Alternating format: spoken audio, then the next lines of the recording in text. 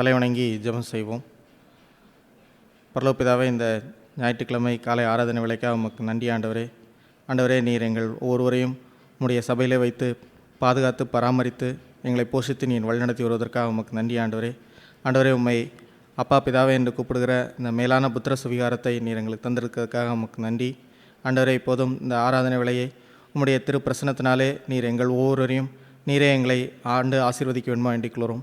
பாடல் வேலை, துதி ஸ்தோத்திரம், உம்முடைய திருவார்த்தை எல்லாவற்றிலையும் நீரே எங்களை பொறுப்படுத்தி எங்களை வழிநடத்தும் ஆண்டவரே. நாங்கள் உம்முடைய வார்த்தையை கேட்டு சீர்பட்டு ஆண்டவரே உமக்கென்று அதிக கனிகளை கொடுத்து இந்த உலகத்திலே உமக்காக வெளிச்சமாய் வாழ உதவி செய்யும். மீட்பரிச்சரமாகிய இயேசு கிறிஸ்து மூலம் வேண்டிக்கொள்கிறோம் எங்கள் பரலோக பிதாவே, ஆமென். நாம் முதலாவது பாடலாக பாடலின் 70 நாம் பாடுவோம். பாடலின் 70. நம் வாழ்வில் கர்த்தர் செய்த நன்மைகளை எண்ணி நன்றி உள்ளத்தோடு ஆண்டவரை மகிமைப்படுத்தி இந்த பாடலை பாடுவோம். எத்தனை நன்மைகள் எனக்கு செய்து எப்படி நன்றி சொல்லுவேன்.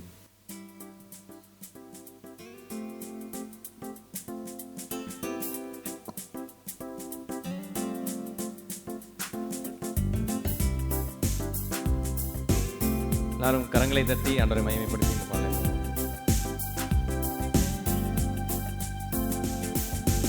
எத்தனை நன்மைகள் எனக்கு செய்தி எப்படி நன்றி சொல்வேன். நான் எப்படி நன்றி சொல்வேன். எத்தனை நன்மைகள் எனக்கு செய்தீர் எப்படி நன்றி சொல்வேன். நான் எப்படி நன்றி சொல்வேன். நன்றி ராஜா, நன்றி ராஜா, நன்றி ராஜா, நன்றி ராஜா, நன்றி ராஜா, நன்றி ராஜா, நன்றி ராஜா, நன்றி ராஜா. கரங்களை பிடித்து கண்மணி போல காலமெல்லாம் காத்தி, கரங்களை பிடித்து கண்மணி போல காலமெல்லாம் காத்தி, காலமெல்லாம் காத்தி. எத்தனை நன்மைகள் எனக்கு செய்தி எப்படி நன்றி சொல்வேன். நான் எப்படி நன்றி சொல்வேன். தாழ்மையில் இருந்தே தயவுடன் நினைத்தீர் தேவனே உம்மை துதிப்பேன். தாழ்மையில் இருந்தே தயவுடன் நினைத்தீர் தேவனே உம்மை துதிப்பேன். தேவனே உம்மை துதிப்பேன். எத்தனை நன்மைகள் எனக்கு செய்தி எப்படி நன்றி சொல்வேன். நான் எப்படி நன்றி சொல்வேன். பலவீனன் என்று தள்ளிவிடாமல் பலத்தால் இடை கட்டினீர். பலவீனன் என்று தள்ளிவிடாமல் பலத்தால் இடை கட்டினீர். பலத்தால் இடை கட்டினீர். எத்தனை நன்மைகள் எனக்கு செய்தீர் எப்படி நன்றி சொல்வேன். நான் எப்படி நன்றி சொல்வேன். பாவத்தினாலே மரித்து போயிருந்தேன், கிருபையால் ரட்சித்தீரே. பாவத்தினாலே மரித்து போயிருந்தேன், கிருபையால் ரட்சித்தீரே. கிருபையால் ரட்சித்தீரே. எத்தனை நன்மைகள் எனக்கு செய்தீர் எப்படி நன்றி சொல்வேன். நான் எப்படி நன்றி சொல்வேன். நீ செய்த அதிசயம் 1000 உண்டு, விவரிக்க முடியாதையா நீ செய்த அதிசயம் ஆயிரம் உண்டு விவரிக்க முடியாதையா விவரிக்க முடியாதையா எத்தனை நன்மைகள் எனக்கு செய்தீர் எப்படி நன்றி சொல்வேன் நான் எப்படி நன்றி சொல்வேன் எனக்காக மரித்தீர் எனக்காக உயிர்த்தீர் எனக்காய் மீண்டும் வருவீர் எனக்காக மரித்தீர் எனக்காக உயிர்த்தீர் எனக்காய் மீண்டும் வருவீர் எனக்காய் மீண்டும் வருவீர் எத்தனை நன்மைகள் எனக்கு செய்தீர் எப்படி நன்றி சொல்வேன் நான் எப்படி நன்றி சொல்வேன் நன்றி ராஜா நன்றி ராஜா நன்றி ராஜா நன்றி ராஜா நன்றி ராஜா நன்றி ராஜா நன்றி ராஜா நன்றி ராஜா.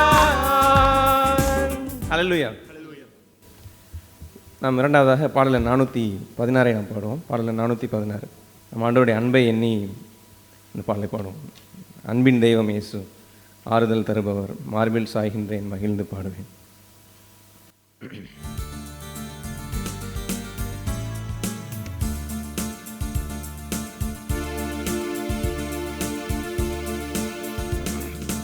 அன்பின் தெய்வம் இயேசு ஆறுதல் தருபவர் மார்பில் சாய்கின்றே மகிழ்ந்து பாடுவே அன்பின் தெய்வம் இயேசு ஆறுதல் தருபவர் மார்பில் சாய்கின்றே மகிழ்ந்து பாடுவே பாதை இழந்த ஆடாய் பாரினில் ஓடினே பாதை இழந்த ஆடாய் பாரினில் ஓடினே சிலுவை அன்பினாலே திசையும் புரிந்தது வாழ்வது நானல்ல வாழ்வது நானல்ல என்னில் இயேசு வாழ்கின்றார் என்னில் இயேசு வாழ்கின்றார் அன்பின் தெய்வம் இயேசு ஆறுதல் தருபவர் மார்பில் சாய்கின்றே மகிழ்ந்து பாடுவே மார்பில் சாய்கின்றே மகிழ்ந்து பாடுவே இயேசு பேசும் போது என் உள்ளம் உருகுதே அவர் வார்த்தை படிக்கும் போது என் வாழ்வு மாறுதே இயேசு பேசும் போது என் உள்ளம் உருகுதே அவர் வார்த்தை படிக்கும் போது என் வாழ்வு மாறுதே வேதம் ஏந்துவே வேதம் ஏந்துவே வெல்வே அழகையை தினம் வெல்வே அழகையை அன்பின் தெய்வம் இயேசு ஆறுதல் தருபவர்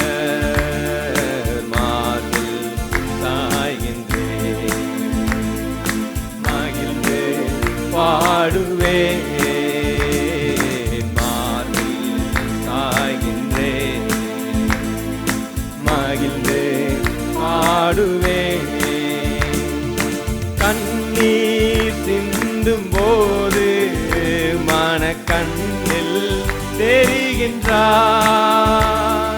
கவலை நெருங்கும் போது அவர் கரத்தால் அணைக்கின்றார். கண்ணீர் சிந்தும் போது மனக்கண்ணில் தெரிகின்றார். கவலை நெருங்கும் போது அவர் கரத்தால் அணைக்கின்றார். ஆவி பொழிகின்றார், ஆவி பொழிகின்றார். ஆற்றல் தருகின்றார், எனக்கு ஆற்றல் தருகின்றார். அன்பின் தெய்வம் இயேசு ஆறுதல் தருபவர். மார்பில் சாய்கின்றேன், மகிழ்ந்து பாடுவேன்.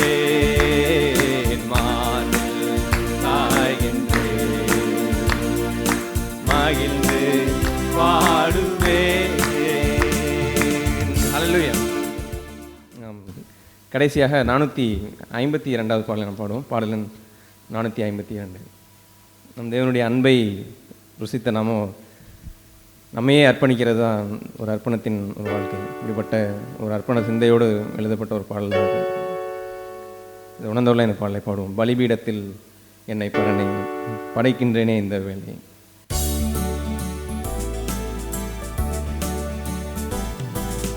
பலிபீடத்தில் என்னை பரணே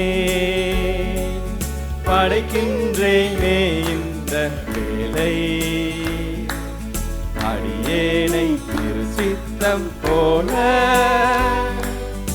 ஆண்டு நடத்திடுவி. அடியேனை திருச்சித்தம் போல ஆண்டு நடத்திடுவி. கல்வாரியின் அன்பினையே கண்டு விரைந்தோடி வந்தேன். கல்வாரியின் அன்பினையே கண்டு விரைந்தோடி வந்தேன். கழுவும் திரு ரத்தத்தாலே கருநீங்க இருதயத்தை. கழுவும் திரு ரத்தத்தாலே கருநீங்க இருதயத்தை. நீரன்றி என்னாலிப்பாரில் ஏதும் நான் செய்திடவில்லை.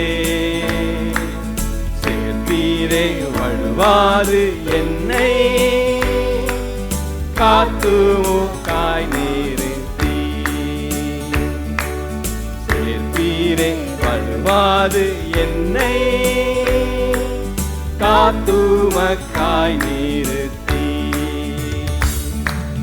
கல்வாரியின் அன்பினையே கண்டு விரைந்தோடி வந்தேன். கல்வாரியின் அன்பினையே கண்டு விரைந்தோடி வந்தேன்.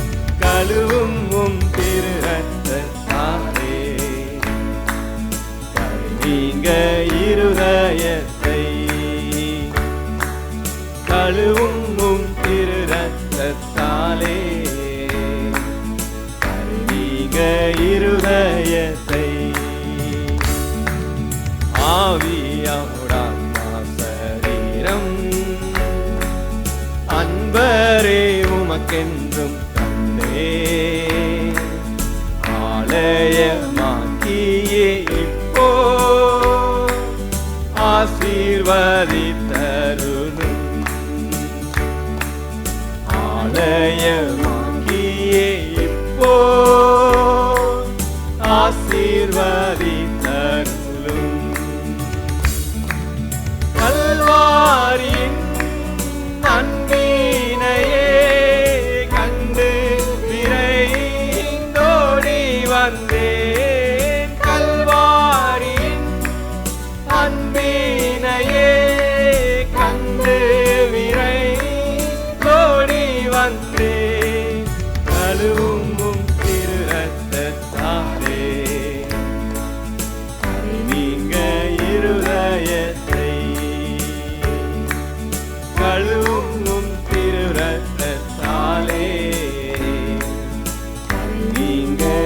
இருதயத்தை சுயமென்னில் சாம்பலாய் மாற சுத்தாவியே அனல் மூட்டும் பெற்று மாமிசமாய தேவாருள் செய்குவி பெற்று மாமிசமாய தேவாருள் செய்குவி கல்வாரியின் நன்மையினையே கண்டு விரைந்தோடி வந்தேன் கல்வாரியின் நன்மையினையே கண்டு விரைந்தோடி வந்தேன் கழுவும் திருரத்தாலே நீங்க இருதயத்தை கழுவும் திருரத்தாலே நீங்க இருதயத்தை பொன்னையும் பொருளையும் விரும்பே மண்ணின் வாழ்வையுமே விரும்பே மன்னவன் இயேசுவின் சாயல் இந்நிலத்தில் கண்டதால் பொன்னையும் பொருளையும் பெருமே மண்ணின் வாழ்வையுமே மன்னவன் இயேசுவின் சாயல் இந்நிலத்தில் கண்டதா கல்வாரியின் நன்மையினையே கண்டு விரைந்தோடி வந்தேன் கல்வாரியின் அன்பினையே கண்டு விரைந்தோடி வந்தேன் கழுவும் திருரத்தாலே கரை நீங்க இருதயத்தை கழுவும் திருரத்தாலே நீங்க இருதயத்தை பலிபீடத்தில் உன்னை பரனே படைக்கின்றேனே இந்த வேளை அடியேனை சித்தம் போல ஆண்டு நடத்திடுவே அடியேனை சித்தம் போல ஆண்டு நடத்திடுவே கல்வாரியின் நன்மையினையே கண்டு விரைந்தோடி வந்தேன் கல்வாரியின் அன்பினையே கண்டு விரைந்தோடி வந்தேன் கழுவும் திருரத்தாலே கரை நீங்க இருதயத்தை கழுவும் திருரத்தாலே கரை நீங்க இருதயத்தை. அல்லேலூயா. நம்ம எல்லோரும் எழுந்து இருப்போம். அவர் நம் மீது கொண்ட அன்பு ஒரு நாளுமே மாறாத அன்பாக தான் இருக்குது. எந்த சூழ்நிலையிலையும் நாம் இடரும்போது நாம் குறையுள்ளவர்களாக இருக்கும் பொழுது உடனே அந்த அன்பு குறையிற அன்பு மனுஷனுடைய அன்பு கிடையாது. மனுஷன் அன்பே போல கிடையாது. எப்பயுமே நம்மை ஒரே விதமாக நேசிக்கிற நம்மை அழைத்தவர், நாம் எந்த நிலையில் இருந்தோம் என்பதை அறிந்து அழைத்தவர் அதே அன்பினால் நம்ம இந்த நாள் வரைக்கும் வழி நடத்தி வருகிறார். நீடிய பொறுமையுடன் நம் மீது நீடிய பொறுமையுடன் நடத்துகிற அந்த அன்பு, இப்படிப்பட்ட அந்த அன்பு நம் வாழ்வில் எப்பொழுதுமே நமக்கு சொந்தமாக இருக்க அவர் எப்பொழுதும் அப்படியே நம்ம விலகி போகும்போது அப்படியே விடுறதில்லை. அவர் சிரிச்சித்தாலும் அந்த சிச்சையின் பின்பு அவருடைய அன்பு தான் இருக்கும். அன்பினால் நீதியின் பாதையில் நம்ம நடத்தி நேர் வழியில் நடத்துறது தான் தேவன் விரும்புகிறார். இப்படிப்பட்ட தேவன் நம் சொந்தமாக இருக்க இந்த பூமியில் நம்மை விசேஷித்தவர்களாய் வாழும்படியாக இந்த பூமியில் நம்ம வைத்திருக்கிற இப்படிப்பட்ட ஆண்டவரை நாம் சொந்தமாகி கொண்டிருக்க எல்லாரும் இறைத்தின் ஆழத்திலிருந்து நன்றி உள்ளத்தோடு அவரை துதித்து ஆராதிக்க கிடவோம். Thank you Lord Jesus, praise you. அப்பா, எங்கள் வாழ்க்கையில் நீரே எங்களை அழைத்தீர் ஆண்டவரே, நீரே எங்களை முந்தி அன்பு கூர்ந்தீர் ஆண்டவரே. பாவியாய் இருக்கையில் தெரிந்து கொண்டீரே, அதற்காக நன்றி ஆண்டவரே. உம்முடைய அன்பு எங்கள் மீது மாறாத அன்பாக நேற்றும் இன்றும் என்றும் மாறாதவராகவே எங்கள் வாழ்க்கையில் இருக்கிறீங்களே, அதற்காக நன்றி ஆண்டவரே. எங்களை அழைத்தவர் நீர், முடிவு பரிந்தும் நீங்கள் நடத்துவீங்களே, அதற்காக நன்றி. எல்லா சூழ்நிலைகளையும் எத்தனையோ சூழ்நிலைகளில் பின்வாங்கி போகக்கூடிய சூழ்நிலையில் இருக்கும் பொழுதுமே கூட உம்முடைய அன்பு எங்களோடு இருந்து சிட்சித்து முன்னேறி செல்லும்படியாகவே நடத்துகிற உம்முடைய தயவுக்காக நன்றி. நன்றி ஆண்டவரே. உடைய ரத்தத்தினால கழுவி, உடைய திரு ரத்தத்தினால எங்களை கழுவி சுத்திகரித்த உடைய ரத்தத்துக்காக நன்றி ஆண்டவரே. உடைய கிருபைக்காக நன்றி ஆண்டவரே. எந்த சூழ்நிலையிலும் உண்மை கிட்டி சேரும்படியான அப்படி ஒரு பாக்கியத்தை எங்களுக்கு தந்திருக்கிறீங்களே, கிருபாசன தண்டைக்கு வரக்கூடிய ஒரு பாக்கியத்தை எங்களுக்கு தந்திருக்கிறீங்களே, அதற்காக நன்றி. துதிக்கிறோம், ஸ்தோத்திரிக்கிறோம் ஆண்டவரே. எங்கள் வாழ்க்கையில் நீர் எப்பொழுதும் மாறாதவராக இருக்கிறீங்களே, அதற்காக நன்றி ஆண்டவரே. நல்லவராக மாத்திரமே இருக்கிறீங்களே, அதற்காக நன்றி ஆண்டவரே. நீர் சர்வ வல்லவராக எங்கள் வாழ்க்கையை எல்லாத்தையுமே நீங்களே கண்ட்ரோல் பண்ணி நடத்துகிற உடைய தயவுக்காக நன்றி. நன்றி ஆண்டவரே. நீர் பொறுப்படுத்தி நடத்துகிற கிருபைக்காக நன்றி ஆண்டவரே. Thank you Lord Jesus. Praise you father. எங்களை நேசிக்கிற உடைய அன்பிற்காக நன்றி. பாவத்தை வெறுத்தாலும் பாவியை நேசிக்கிற உடைய அன்பிற்காக நன்றி. நன்றி. துதிக்கிறோம், சோதரிக்கிறோம் ஆண்டவரே. எங்கள் வாழ்க்கையில் நீர் எங்கள் வாழ்க்கையில் செய்த நன்மைகள் ஏராளம் ஆண்டவரே. எத்தனையோ நன்மைகள் எங்கள் வாழ்க்கையில் செஞ்சீங்களே, அதற்காக நன்றி ஆண்டவரே. துதிக்கிறோம், சோதரிக்கிறோம் ஆண்டவரே. நாங்கள் பார்த்த நன்மைகள் சில இருக்கலாம், எத்தனையோ நன்மைகள் நாங்கள் பாராமல் இருக்கும் பொழுதும் எங்களுக்காக எங்கள் மீது அன்பினால செய்தீங்களே, அதற்காக நன்றி. துதிக்கிறோம், சோதரிக்கிறோம் ஆண்டவரே. Thank you Lord Jesus. Praise you. Praise you, Father, for your goodness, all your goodness in our life, Lord Jesus. Thank you. Praise you.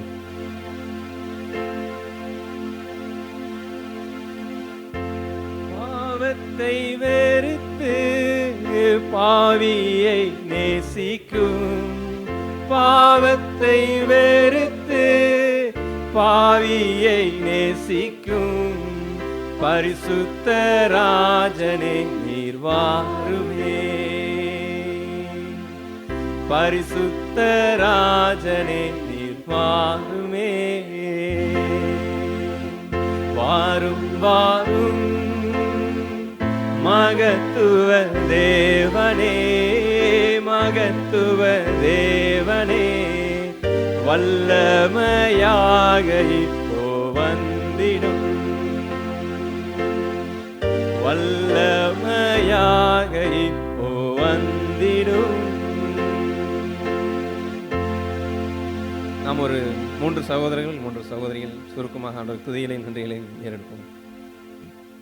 இந்த உலகத்திலே உள்ள மானிடர்கள் விரும்பாத ஒன்று என்னவென்று சொன்னால் உபத்திரவங்கள் என்பதுதான். ஆனால் இந்த வேத புத்தகத்திலே குட் நியூஸ் என்று சொல்கிற ஒரு பகுதியாய் அந்த ஏசாயா 53ஆம் அதிகாரம் ஆரம்பித்து எங்கள் மூலமாக கேள்விப்பட்ட நற்செய்தியை, சுசேஷத்தை விசுவாசித்தவன் யார் என்று அவர் கேட்பார். அவர் சொல்கின்ற அந்த நேரத்தில் தான் இந்த பூமிக்கு மனுபுத்திரனாய் மனுக்குமாரனாய் நம்மை ரட்சிக்க வந்தவராய் தேவன் வம்சத்திலே வெளிப்பட்டு வந்தவர் நம்மை மீண்டும் பரலோகத்திலே கொண்டு வந்து சேர்க்க, இழந்ததை தேடி ரட்சிக்க வந்தவர். அவர் தெரிந்து கொண்ட பாதை என்னவென்று சொன்னால், ஒரு அரசகுமாரனைப் போல் வரவில்லை, ஒரு மாவீரனைப் போல் வரவில்லை, அல்லது மோசே வந்ததைப் போல் செங்கடலை பிளக்கிறவரைப் போல் அவர் வரவில்லை, அல்லது அந்த சிம்சோனை போல் சிங்கத்தின் வாயை கிழித்தவரை அவர் வரவில்லை. அவர் தெரிந்து கொண்ட பாதையெல்லாம் உபதிரவத்தின் பாதையை தான் தெரிந்து கொண்டார். ஃப்ரம் இஸ் பெர்த், அவருடைய பிறப்பிலிருந்தே அந்த பகுதியை நாம் பார்க்க முடியும். சத்திரத்தில் இடமில்லை என்று சொன்னாலே, ஒரு ஊருக்கு போய் நீங்கள் ஒரு 5 ஸ்டார் ஹோட்டலில் இடம் கிடைக்கவில்லை என்பதற்காகவே மனம் நொந்து போன சில குடும்பங்களை நான் பார்த்துருக்கிறேன். அவர்கள் சுற்றி பார்த்து கடைசியில் ஏதோ ஒரு ரூமிலே தங்கினார்கள். அதுவும் பல்லாயிரக்கணக்கான ரூபாயை கொடுத்து தங்கினார்கள் என்று சொல்லும்போது, பிள்ளை பெறுவதற்கே இடமில்லை என்று சொல்லுகின்ற ஒரு உபத்திரவம். இட் பிகின்ஸ் லைக் தேன். கிறிஸ்துவனுடைய ஆரம்பமே அதுதான். ஆகவே he sous what was neglected, எதை ஜனங்கள் விரும்பவில்லையோ அந்த பாதையை தான் அவர் தெரிந்து கொண்டார். And that was legacy. அதுதான் அவருடைய சொத்தாய், அதுதான் அவருடைய பங்காய், தேவனுடைய அனாதி தீர்மானமாய் அது மாறிற்று. எனவே அவர் இந்த பூமியிலே இனமாய் மாறினார் என்று எழுதியிருக்கிறது. உபத்திரவத்தினாலே இந்த தேவகுமாரன் பூர்ணப்பட்டார் என்று எழுதியிருக்கிறது. By the sufferings he was perfected. உபத்திரவத்தினாலே அவர் பூர்ணப்பட்டார் என்று சொல்வதெல்லாம் இந்த லோகம் கண்டிராத ஒரு சுவிசேஷம், ஒரு நற்செய்தி. ஆகவே எங்கள் மூலமாய் கேள்விப்பட்ட இந்த சுவிசேஷத்தை எவன் விசுவாசிப்பான் என்று கேட்டால் ஒருவரும் விசுவாசிக்கவில்லை என்பதை போல அங்கே இருக்கிறது. அப்படி அல்ல, அவரை பின்பற்றின குறைவான 12 சீசர்கள் இருந்தார்கள். அவர்களை பின்பு வந்து சேர்ந்து கொண்டு மக்கள் அனைவரும் இருக்கிறார்கள். ஆகிலும் அவர் சொன்னது என்னவென்றால், என் நாமத்தினாலே நான் கொண்டு வந்த சுவிசேஷ நிமித்தம் 2 அல்லது 3 பேர் கூடினாலும் கூட I would be in their midst, நான் அவர் நடுவிலே இருப்பேன் என்று வாக்குரைத்தாரே பாருங்கள்.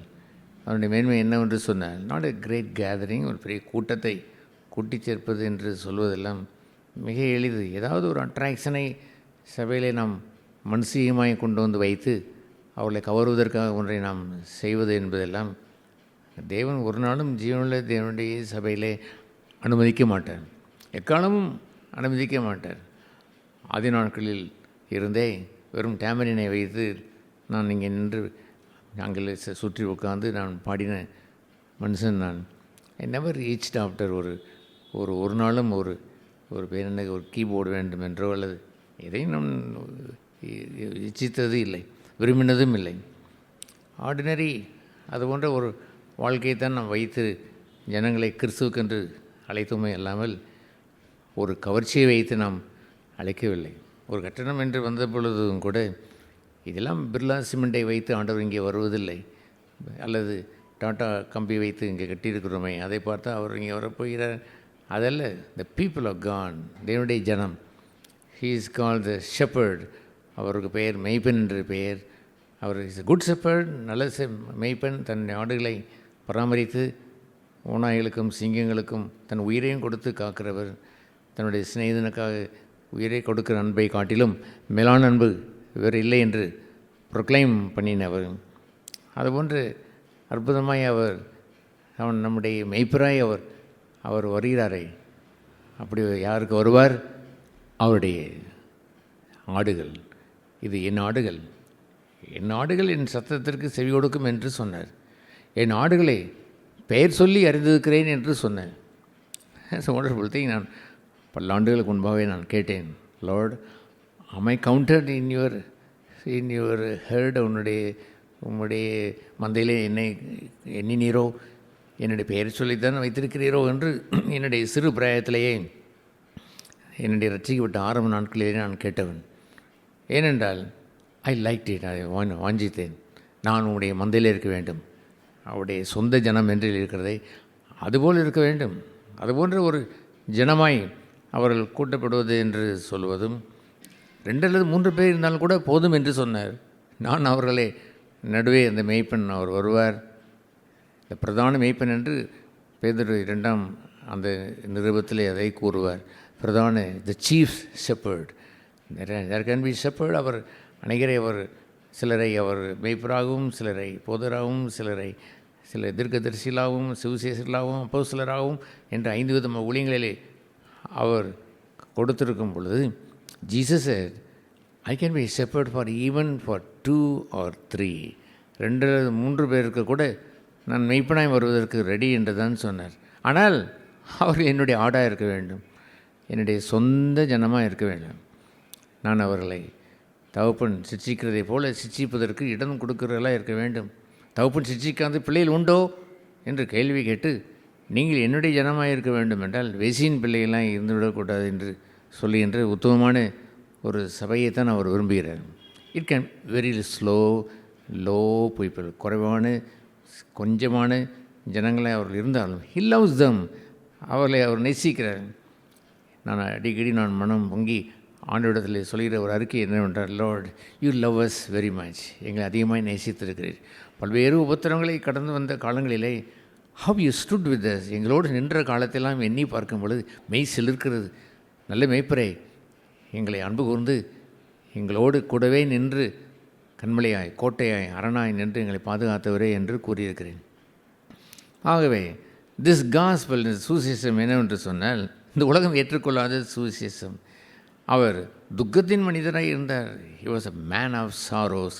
துக்கத்தின் மனிதராய் இருந்தார். நிந்திக்கப்பட்டவர், அவமானப்படுத்தப்பட்டவர், புறக்கணிக்கப்பட்டவர் என்றெல்லாம் இருப்பதையெல்லாம் எழுத்திலே வாசித்து விட்டு அதை விசுவாசிப்பது இல்லை.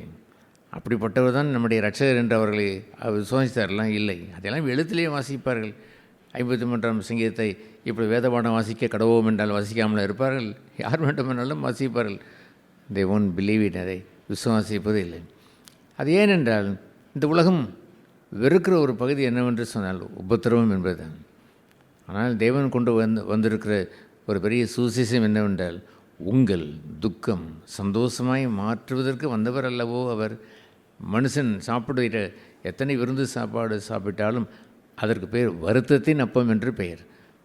அவன் சுகர் என்று அவன் சாப்பிடுகிறான், சீனி என்று சொல்லுகிறான், அல்லது கொழுப்பு என்று சொல்கிறான், நினம் என்று சொல்கிறான், 1000 சொல்லட்டும், பின்பு அதுவே அவனுக்கு கசப்பாய் மாறிவிடுகிறது. நீ தொட்டு விடக்கூடாது, இது சுகர் என்று சொல்வார்கள், அல்லது இதை தொட்டு விடக்கூடாது, இது கொலஸ்ட்ரால் என்று சொல்வார்கள். எது அவன் நன்மையை அவன் வைத்து இந்த பூமியிலே அவன் செழித்து அவன் வாழ முடியும். அவன் எதையெல்லாம் நன்மை என்று அவன் எண்ணினானோ அத்தனையும் அவனுக்கு தீமையாய்த்தான் அது வந்ததே இல்லாமல் ஒரு நன்மையும் இல்லை. கர்த்தரை தேடுகிறவர்களுக்கோ அது ஒரு நன்மையும் குறைய விடுவதில்லை. That is wonderful thing. அந்த நன்மை என்ன? கொஞ்சத்திலும் மன ரம்மியமாக இருப்பார்கள், சமாதானத்தோடு வாழ்வார்கள், சந்தோஷத்திற்கு தேவராஜ்யம் என்று கொண்டாடுவார்கள், பசுத்தாவினால் உண்டாகும் சந்தோஷம் என்பதை வைத்திருப்பார்கள், நீதியை கொண்டாடுவார்கள், அந்த அந்த அந்த பசுத்த ஜீவியத்தை நாடுவார்கள், தாழ்மையை நாடுவார்கள். They will be wonderful people. அவர்கள் டிஃப்ரெண்ட் பீப்புள், வித்தியாசமான ஜனங்களாய் இருப்பார்கள். அல்லாமல் இந்த உலகத்தோடு ஒத்தவேசம் தரிக்கிறவர்களாய் அவர்கள் நாடுகின்ற ஒன்றை இவர்கள் மனிதால் கூட தொட்டுவிட மாட்டார்கள். அதுபோன்ற ஒரு பிரிக்கப்பட்ட ஒரு ஜனம் என்று சொல்வது குறிஞ்சியில் அவர் சொல்வதை போல் அசுத்தமானது என்று, எனக்கு எது அசுத்தமோ அதை நீங்களும் கண்டு தொட்டு கூட பார்த்து விடாங்கள், தொடாதிருங்கள். பிசாசானவன் வெறும் பார் என்று அவன் சொன்னான், பின்பு அதை புடுங்க என்று சொன்னான், தொட்டு என்று சொன்னான், பின்பு அவன் புசி என்று சொல்லிவிடுவான். அதுபோல் அசுத்தத்திற்கு பக்கத்தில் கூட போய்விடார்கள். ஏனென்றால் அப்படி இருந்தால் நீங்கள் என் ஜனமாக இருப்பீர்கள், நான் உங்களுடைய பிதாவாக இருப்பேன், உங்கள் தேவனாக இருப்பேன், நீங்கள் என்னுடைய குமாரரும் குமார்த்திகளாக இருப்பீர்கள் என்று அவர் சொன்னாரே பாருங்கள். That is the gospel, that is the beautiful, அழகுள்ள காஸ்பல். அதை பெற்றுக்கொண்டவன் பாக்கியவான். நாட் ஓன்லி தேன், அதை ப்ரிசர்வ் பண்ணி பாதுகாத்து கொண்டவன் பாக்கியவான். அழகுள்ள அந்த சுவிசேஷத்தை அழுக்கானதாய் கெட்டுப்போனதாய் மண்ணிலே தூக்கி எறிந்ததை போல், அவன் அந்த கனிகளை தூக்கி எறிந்ததை போல் மாற்றி விடாதபடி ப்ரிசர்வேட் அதை அவன் பாதுகாக்கிறானே பாருங்கள். அவன்தான் அவருடைய சுவிசேஷத்திற்கு உரியவன். அவர் சென்ற அந்த பாதையிலே நிரந்தரமாய் நடந்து வாழ்பவன். ஒரு எது இருந்தாலும் எதை கொண்டாடி மனுஷர்கள் அதை மேன்மை பாராட்டினாலும் ஒன்றும் இல்லை, அதில் ஒரு விதமான மேன்மையும் இல்லை. அற்புதமான இந்த சுவிசேஷம் என்ன? அவர் உபத்திரவத்தை தெரிந்து கொண்டார். பிறப்பிலிருந்து முடிவு வரைக்கும் அவருடைய வாழ்க்கையில் உபத்திரவத்தில் தான் சென்றார். ஆனால் ஜனங்கள் ஆண்டவர் அவர்களை அழைத்து டேக் யூர் கிராஸ், சிலுவை எடுங்கள் என்று அவர் சொல்லும் பொழுது they all the time think that உபத்திரவம், இந்த உபத்திரவம் வரக்கூடாது, வரட்டும், உபத்திரம் இருக்கட்டும், ஆனால் இப்படியா வர வேண்டும் அவள் சொல்லுகின்ற வார்த்தையெல்லாம் உபத்திரமே வரக்கூடாது என்பது தான். வந்துவிட்டால் வரட்டும், அந்த ஏதாவது ஒரு உபத்திரம் வரட்டும், ஆனால் இப்படியா வருவது என்று இவர்கள் கேட்பதெல்லாம் தேவன் அனுப்புகின்ற ஒரு அந்த இடுக்கமான ஒரு பாதையை காண்பித்து என்றால் போவதே இல்லை. அவர் அந்த பிதாவின் சித்தத்தை செய்து அந்த கெத்செமனே வரைக்கும் போக வேண்டுமே, இந்த பாதை போக வேண்டுமே என்று கேட்டு தான் அவர் போனார். அவராக ஒரு பாதையை தெரிந்து கொண்டாரா என்ன? இல்லை, உபத்திரவத்தை தெரிந்து கொண்டார். உபத்திரவத்தினாலே பூர்ணரானார். ஆகவே அதுபோன்று ஒரு உபத்திரவத்தையே எண்ணிக்கொண்டிருக்கிற அந்த மக்கள் நற்செய்தியை காண்பதில்லை என்று சொன்னார். எங்கள் மூலமாக கேள்விப்பட்ட இந்த நற்செய்தி எவன் விசுவாசிக்கிறான்? நாங்கள் வைரத்தையும் நவரத்தினங்களையும் கொட்டு என்று கொட்டி வைக்கிறோம், ஒருவனும் பக்கத்தில் வைப்பது இல்லை, அவன் பார்ப்பதும் இல்லை, அவன் போய் உமியை அள்ளி கொண்டு போகிறான். இது எப்படி அவன் செய்கிறான் புரியவில்லையே, எவனும் ஒருவர் விசுவாசிக்கவில்லையே என்று கூறிதான் அந்த உபத்திரவத்தை, அவரை குறித்த உபத்திரவத்தை அவர் எழுதி அவர் என்ன என்று அதை முடிப்பார். 10ஆம் வசனத்திலே தேவன் அவரை உடைப்பதற்கு உபத்திரவத்தை தான் பயன்படுத்தினார். நொறுக்குவதற்கு அவர் சித்தம் கொண்டு அவர் கையினாலே எதையெல்லாம் விரும்பினாரோ அது வாய்க்க பண்ணப்பட்டு அவர் கை அவரை நசுக்கியது. அவரை காலினால் நசுக்குவது, சத்ருவை அவர் காலினாலே மிதிப்பார், அது அல்ல. கையினாலே தேவனுடைய கையினாலே நசுக்கப்படுவது ஒரு பாக்கியம். That is the blessing hand. ஆசீர்வதிக்கிற கரமாக இருக்கிறபடினாலே to be under his hand, அவருடைய கரங்களுக்கு கீழாக இருப்பது பாக்கியம் என்று எழுதியிருக்கிறது. கர்த்தருடைய பலத்த கரத்திற்குள் அடங்கியிருங்கள், அவர் ஏற்ற சமயம் வரும்பொழுது உங்களை சகாயம் செய்து உங்களை உயர்த்துவார் என்று அவர் சொல்கிறாரே பாருங்கள். அந்த பேதுரு அங்கே சொல்லுவாரே, அதுபோன்று அவருடைய கரத்திற்குள் அடங்கியிருப்பது பாக்கியம். அவர் கரத்தால் நடத்தப்படுவது பாக்கியம், அவர் கரத்தால் உடைக்கப்படுவது பாக்கியம், நசுக்கப்படுவது பாக்கியம். இத்தனையும் சம்பவித்தாலுமே கூட இதெல்லாம் தேவன் அவரை நொறுக்கு சித்த கொண்டார் என்பது தானே இயேசுனுடைய கூற்றாக இருந்தது. நான் அல்ல, இதையெல்லாம் செய்தது யார் என்று சொன்னால் மை காட், என் தேவன் செய்தார். அப்படி இருந்திருக்க வேண்டும். உபத்திரவங்களை நானாக சூஸ் பண்ணது அல்ல. இந்த உலகம் முழுவதும் உபத்திரவத்தில் தான் இருக்கிறார்கள். இந்த தெருவில் எவன் உபத்திரமெல்லாம் இருக்கிறான்? எல்லோரும் உபத்திரவத்தில் இருக்கிறார்கள். அதையெல்லாம் தேவன் தந்த உபத்திரமா? அது நீதி நிமித்தம் வருகின்ற துன்பமா? என் நிமித்தம் அடைந்த துன்பம் என்று சொல்லக்கூடுமா? சுசேஷ நிமித்தம் அடைந்த இகழ்ச்சி என்றதை அவர் பெற்றுக்கொள்ள முடியுமா? அத்தனையும் அவருடைய சுயத்திற்கும் அவருடைய மாம்சத்தினுடைய இச்சைகளுக்கும் இந்த உலகத்தினுடைய பேராசைக்கும் அவர்கள் சிக்கி தவித்து வாழ்கின்ற உபத்திரவத்தில் சிக்கி வாழ்கிறார்கள். அதுவா உபத்திரவம்? அதையும் அவர் கேட்டார். நோ, எப்படியாவதை பேதுரு அதை வகையறுத்தவதை அந்த 1 பேதில் அவர் சொல்வார், சஃபர் அஸ் எ கிறிஸ்டின் என்று சொல்வார். கிறிஸ்தவனாய் இருந்து பாடுபடுங்கள் என்று சொல்வார். நாட் ஆஸ் எ அன்பிலீவர், அவிசுவாசியாக இருந்து கொண்டு துன்மார்க்கனாக இருந்து பாடுபடுவதை அவர் கேட்டாரா? இந்த உலகத்தில் துன்மார்க்கனுக்கு யாருக்கு அங்கே வேதனை? துன்மார்க்கனுக்கோ வேதனை என்று எழுதியிருக்கிறதே, அந்த வேதனையாக உங்களிடத்தில் அவர் கேட்டார். நீதிமான் அதுபோன்ற வேதனைக்குள் சிக்கிக்கொள்ள மாட்டான். He is a happy man, மகிழ்ச்சியாக இருப்பான். அவன் தேவன் தருகின்ற அந்த உபத்திரவத்தின் பாதையிலே அவன் கவனமாய் அவன் விழித்திருந்து அவன் நடப்பானே அல்லாமல் அவன் ஒரு நாளும் அவருடைய கரத்தை விட்டு வெளியே போக மாட்டான். அது பாடுபடுவதெல்லாம் அவருக்கு தந்த பாத்திரம். ஏன் 3 முறை அவர் ஜெபம் பண்ணினார்? உபத்திரம் வேண்டாம் என்று அவர் சொல்லி ஜெபம் பண்ணினார். உம்முடைய உபத்திரவமாக இருந்தால் நான் போகட்டும், நீ தந்த இந்த கொல்கதா மேடு தான் என்று இருந்தால் மேடுக்கு நான் ஏறுவதற்கு சரிதான். ஆனால் உமது தானா இது? என்னுடைய விருப்பம் இது இல்லாமல் இருந்தாலும் பரவாயில்லை என்று தான் நான் எண்ணுகிறேன். ஆகிலும் என் விருப்பம் அல்ல, உமது விருப்பம் என்ன என்று கேட்டதுதானே அல்லாமல் அவர் ஒன்றும் உபத்திரவத்தை அவர் தள்ளவில்லை. அதற்கு பதிலாய் அவர் தந்த உபத்திரவம் தானா என்பதை கண்டு அதில் புறப்பட்டு செல்வது. ஒரு மனைவியை வெறுத்த ஒரு சகோதரனை பார்த்து நான் இவ்வாறு கேட்டேன், நீ என்னவோ பேசி கொண்டிருக்கிறாய் சகோதரா, உன் பிள்ளைகள் 2 பிள்ளைகளை 3 பிள்ளைகள் சின்ன பிள்ளைகளை வைத்து கொண்டு இருக்கிறாய், இந்த மனைவி உனக்கு கொடுக்கப்பட்டவள் தானா? இல்லை, எனக்கு சந்தேகமாக இருக்கிறது. என்னமோ சொன்னான், என்னமோ அவன் வாய்க்கு வந்ததெல்லாம் அவன் பேசி கொண்டு இருந்த பொழுது, இந்த பிள்ளைகளாம் பெற்றெடுத்தான், எப்படி பெற்றெடுத்தாய் அது வேறு விஷயம், என்னமோ சொல்லுகிறான்.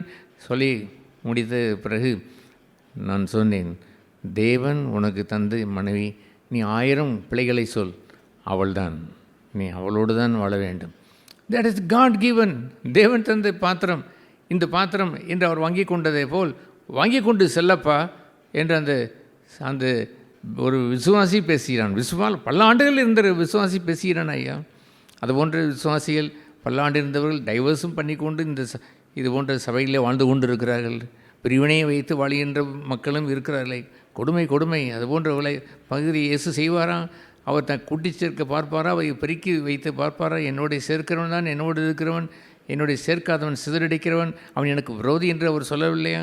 அப்படியெல்லாம் வாழுகிறவர்கள், தேவன் தந்தேன் மனைவி, தேவன் தந்தேன் புருஷன், whosoever he is, அவன் யாராக இருந்தால் என்ன, ஐ மஸ்ட் லவ் ஹிம், அவன் நேசித்திருக்க வேண்டும், அவனுக்காக நான் ஜெபித்திருந்திருக்க வேண்டும். when he return, அவன் வரும்பொழுது அவனை வரவேற்றிருந்திருக்க வேண்டும். என்னுடைய மனைவி எப்படி இருந்தால் என்ன? அந்த ஓசியாவை பற்றி எழுதியிருக்கிற தீர்க்கதரிசி அவன் ஊருக்கே தீர்க்கதரிசியாக இப்ராஹிம் அவன் பேர் என்ன, இஸ்ராயிம் நாட்களிலே அவன் அந்த ராஜாவின் நாட்களிலே அவன் தீர்க்கதரிசியாக இருந்தவன். அவன் போய் தன்னுடைய மனைவியாய் வேசியை அவன் எடுத்து கொண்டு வந்து அவளோடு சமாதானமாக இருந்து அவளுக்கும் அவன் பிள்ளைகளையும் அவன் பெற்றெடுத்தான். அந்த பிள்ளைகளை பெற்றெடுத்ததற்கு கூட ஆண்டவர் அங்கீகாரம் தரவில்லை. அவர் தான் போய் திருமணம் செய்ய என்று சொன்னாலுமே கூட வேசியாக இருந்தபடினால் உன்னுடைய பிள்ளைகள் வேசியின் பிள்ளைகள் என்று அழைக்கப்படுவார்கள் என்று அவர் சொன்னார். எப்படி ஆண்டவர் ஒருவனும் நீங்கள் இந்த விவாகரத்தை செய்யக்கூடாது என்று சொன்ன பொழுது, விவாகரத்து செய்தவனை நீங்கள் செய்கிறவன் நல்லவனாக இருந்து செய்கிறப்பட்டவள் கெட்டவளாக இருந்தாலும், அவள் கெட்டவள் திருமணம் செய்தாலும் விபச்சாரம், அந்த தள்ளிவிட்டவன் செய்து அவன் திருமணம் செய்தான் நல்லவன், தொந்தரவு தாங்க முடியால் தான் அவன் செய்தான் என்று சொல்லிக் கொள்ளட்டும், அவன் செய்தாலும் அதுவும் விபச்சாரம் என்று சொன்னாரே, தேவன் மாறவே இல்லை. அவர்தான் போய் திருமணம் என்று அவர் செய் என்று சொன்னார். ஏனென்றால் இஸ்ரேலுடைய நாடு சோரம் போய்விட்டது, அது வேசித்தனத்திற்கு போய்விட்டது. அதை நான் உணர்த்துவதற்காகவே என் தாசனே, என் தீர்க்கதரிசியே, உன்னை நான் கிட்டத்தட்ட பலிகடாக கொடுக்கிறதே போல், உன்னை நான் பலி கொடுப்பதற்கு போல் உன்னுடைய வாழ்க்கையை நான் வைத்து பின்னணியாய் நான் செய்யப் போகிறேன். எல்லாம் இந்த குறைவான இந்த அற்ப பூமிக்குரிய காரியங்கள் தான் என்று அவனை திடப்படுத்தி அவன் போய் அந்த வேசியை அவன் திருமணம் செய்து பிள்ளையை பெற்றாலும் அந்த பிள்ளைகளுக்கு பெயர் வேசியின் பிள்ளைகள் என்று பெயர். கர்த்தர் அவர்களோடு இல்லை என்று சொல்வதற்காகவே மகளிர் என்று ஒரு பெயரை அவர் சூட்டும்படி சொல்லுவார். நான் அவர்களுடைய அல்ல என்று காட்டுவதற்காக இன்னொரு பையன் பிறந்த பொழுது இன்னொரு பெயரை சொல்லி அந்த பெயரை சூட்டும்படி அவரே சொல்லுவார். ஏனென்றால் காட் இஸ் த சேம், தேவன் ஒரே என்று மாறாதவர். தன் தாசனை அவர் அதுபோன்று நூதனமான பாதை நடத்தினார். எல்லோருக்கும் அதை அவர் செய்வார். பைத்தியகாரத்தனமாக அதை யாராவது சொல்லிக்கொண்டு எனக்கு கர்த்தர் சொல்லியிருக்கிறார், நான் அந்த பெண்ணை திருமணம் செய்து சொல்லிக்கொள்வதை ஏற்றுக்கொள்வார். நான் குணசாலின ஸ்திரியை தான் திருமணம் செய்ய வேண்டும் என்று வேதம் எழுதியிருக்கிற பொழுது நான் வேசியை திருமணம் செய்து கொள்கிறேன் ஏனென்றால் ஓசியாக சொன்னார் என்று பைத்தியகாரத்தனமாய் பேசுகிறதை அவர் ஏற்றுக்கொள்வார். கர்த்தர் சொன்னாரா? ஓசியாவுக்கு கர்த்தர் சொன்னார், நீ போய் அந்த ஊர் பேரை அவர் சொல்லி அங்கே உள்ள அந்த வேசியை திருமணம் செய்து கொண்டு வா என்று சொன்னாரா? சொல்ல மாட்டார். விசேஷித்த விதமாய் ஒருவனுக்கு சொன்னார். ஆபிரகாமுக்கு சொன்னார், உன் மகனை கொண்டு போய் பலியிடுன்னு சொன்னார். உங்களுக்கு சொன்னாரா? உங்களுக்கு எப்படி அவர் சொல்லுவார்? தான் தெரிந்து கொண்ட ஒருவனுக்கு சில காரியங்களை அவர் சொல்லத்தான் செய்வார். ஒரே பேரான குமாரனை தன்னையே தன் மகனையே பலி கொடுப்பதற்கு பிதா அவரே அவரை சித்தம் கொண்டார். உங்களுக்கு சொன்னாரா? இல்லையே. அது போன்ற ஒரு பாக்கியத்தை அந்த ஓசியா அவன் செய்து முடித்தானே பாருங்கள். God is so good. தேவன் மிகவும் நல்லவர், அவர் அன்புள்ளவர். பின்பாக அவன் ஓசியாவுடைய வாழ்க்கையிலே அவன் நிகழ்த்தின தேவனுடைய காரியங்கள் எல்லாம் ஆச்சரியமாக இருந்தது. இஸ்ரேல் ஜனங்களும் மீட்கப்பட்டார்கள். இஸ்ரேல் ஜனங்களும் சோரம் போன வெசித்தனத்திற்குள் சிக்கியிருந்த அந்த இஸ்ரேல் ஜனங்கள் மீண்டும் வந்து அவர்கள் ஆர்ப்பரிப்பு உண்டாகி அங்கே பெரிய ஒரு மலர்ச்சி உண்டாகி, யார் என் மக்கள் இல்லை என்று அவன் யோசியானுடைய பிள்ளைகளை சொன்னாரோ அதே பிள்ளைகளை இவர்கள் இனி முதற்கொண்டு என் மக்கள் என்று அவர் கூறுவார். இவர்கள் இனி என் தேவனை என்று என்னை அழைப்பார்கள் என்று அவர் சொன்னார். Beautiful life. இத்தனையும் செய்து முடித்ததெல்லாம் தேவன் தன்னுடைய விசேஷித்த அழைப்பினாலே அதை செய்து முடித்ததானே அல்லாமல் ஏதாயிலும் ஒன்றை நீங்கள் மனதில் வைத்துக்கொண்டு இப்படியெல்லாம் வேதத்தில் எழுதியிருக்கிறது என்று சொல்லுகிற தாறுமாறான மக்கள் இருக்கத்தானே செய்கிறார்கள். கடைசியாக யோசிய சொன்ன வார்த்தை என்னவென்று தெரியுமா? He made everything perfect. சகலத்தையும் எப்படி செய்தார்? நேர்மையாய் எப்படி வாசிக்கிறோம்? பூர்ணமாய் அவர் செய்தார். He made everything perfect. Everything perfect. அவர் செய்த காரியத்தில் ஒன்று கூட என்ன இல்லை, பெர்ஃபெக்ட் இல்லை என்று இல்லை என்று அவன் சொல்லவில்லை. பார்த்தீங்களா? வேசியை திருமணம் செய்து சொன்னாரே மோசமானவர் என்று அவன் சொன்னான். அது அவனுக்கு சொன்னார். அவனை வைத்து தேசத்தையே மாற்றி வைத்து விட்டு, பாருங்கள் என்னுடைய இஸ்ரேல் ஜனங்களே, என்னுடைய தாசனை உட்படுத்தி நான் வேசியை நேசித்தவன் என்பதை நான் காண்பித்தேன். சோரமோடு உங்களை நேசிப்பதற்கு அதிகாரமாய் அதற்குரிய உதாரணமாய் என் தாசனை பயன்படுத்தினேன் என்றவன் ஆண்டவர் அந்த ஓசியாவை மெச்சிக்கொள்வார். ஹல்லேலூயா.